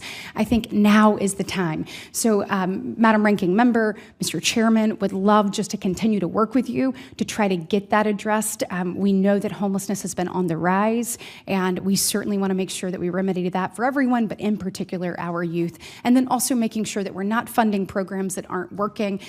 We don't need to throw good money after bad. If it's not working, let's revisit that. And so committed to continuing to work on this in a bipartisan fashion, and particularly with my ranking member, Senator Smith, on the Housing Subcommittee. So thank you all for your hard work. I'm excited about this and looking forward to making continued improvements as we move forward. Thank you. I'd like to give you an opportunity to talk about your wife again. I heard what you said about her. I know what it means to be in a partnership. And I would hope that if my husband was asked, he'd have a long list of things that I am better at than him. But will you tell me a little bit about your wife and her accomplishments? And I'd love to hear it. My wife is the most beautiful woman in the world. Love it. She is one of the most professionally accomplished women that I have ever met. As I mentioned to Senator Padilla, she worked on the Hill. She worked in the White House for President Trump during his first term. Which, for all of you know, the staff around here, it's where things really get done. So thank you. And she worked for a Fortune 1 company. Wow. In the executive speech Sounds like an accomplished woman, both just throughout her life. Thank you, Senator. I could not be prouder of my wife. Well, I'm certainly proud to hear you talk about her as well. Thank you. I want to talk to both of you about something you've previously expressed, and that is originalist and textualist interpretation. I know that this is an ongoing debate. Is it the, same thing? Is it different? Is it distinct? Are they related? How does this work? I'd love to get your thoughts on that methodology and your views on kind of how those terms should be defined, and then what role they will play for you on how you approach things before you on the bench. So we'll let you go ahead first, and then we'll go to Mr. Tung. I think that they're best understood, originalism and textualism, as two sides of the same coin. As I understand it, it requires a jurist to look into the original public meaning of a text, whether it be a constitutional provision or a statute. And so you would seek to apply a law in the manner that a reasonable person would have understood it at the time that it was adopted when you view it in full context. And so that is the approach that I would seek to bring to the bench, should I be confirmed, in order to keep my decisions firmly grounded in the law. So real quick, obviously Senator Lee asked Mr. Tung about this, but Article 1, Section 7 in legislative history. Give me your thoughts on that. There are, of course, Senator Lee's question suggested there are different types of legislative history. Some drafting history is much more objective and useful to a court.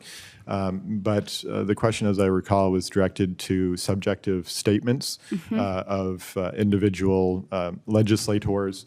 He specifically mentioned floor speeches, et cetera. And that, to me, is not particularly persuasive because, as was previously alluded to, it did not go through the bicameralism and presentment requirements, and it goes more to a subjective intent rather than an objective meaning.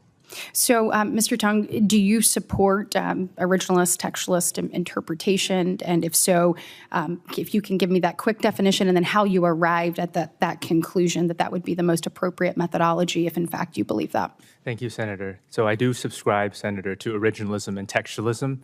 As Mr. Dunlap so articulately stated, originalism is a method of interpretation of the Constitution that looks to the original public meaning of the specific provision at issue. Textualism addresses the method of interpretation with respect to statutes, but both methods are aimed at the same thing. What did the words mean at the time that they were enacted or ratified?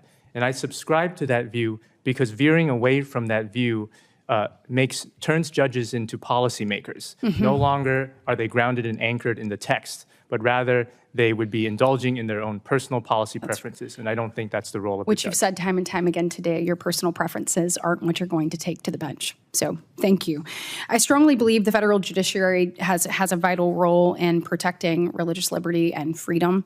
I have been heartened by the Supreme Court's religious liberty jurisprudence in recent years and would like your thoughts regarding the role of the judiciary in defending religious freedoms for all Americans.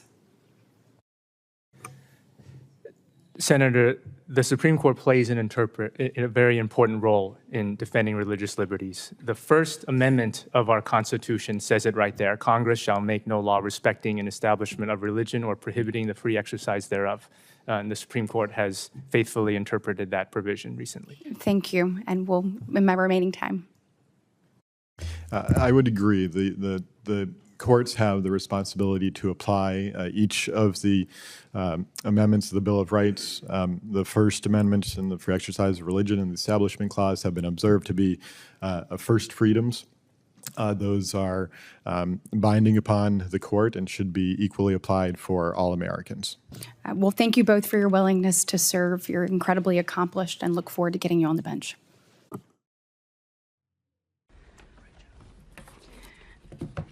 Senator Klobuchar, thank you for bringing this to light and making sure that we all could focus in on it. And Senator Graham, thank you for your leadership on this, and Senator Blumenthal and bringing us here today. Before I start on the issue at hand, I want to echo what you've heard from my colleagues. Political violence has no place in America.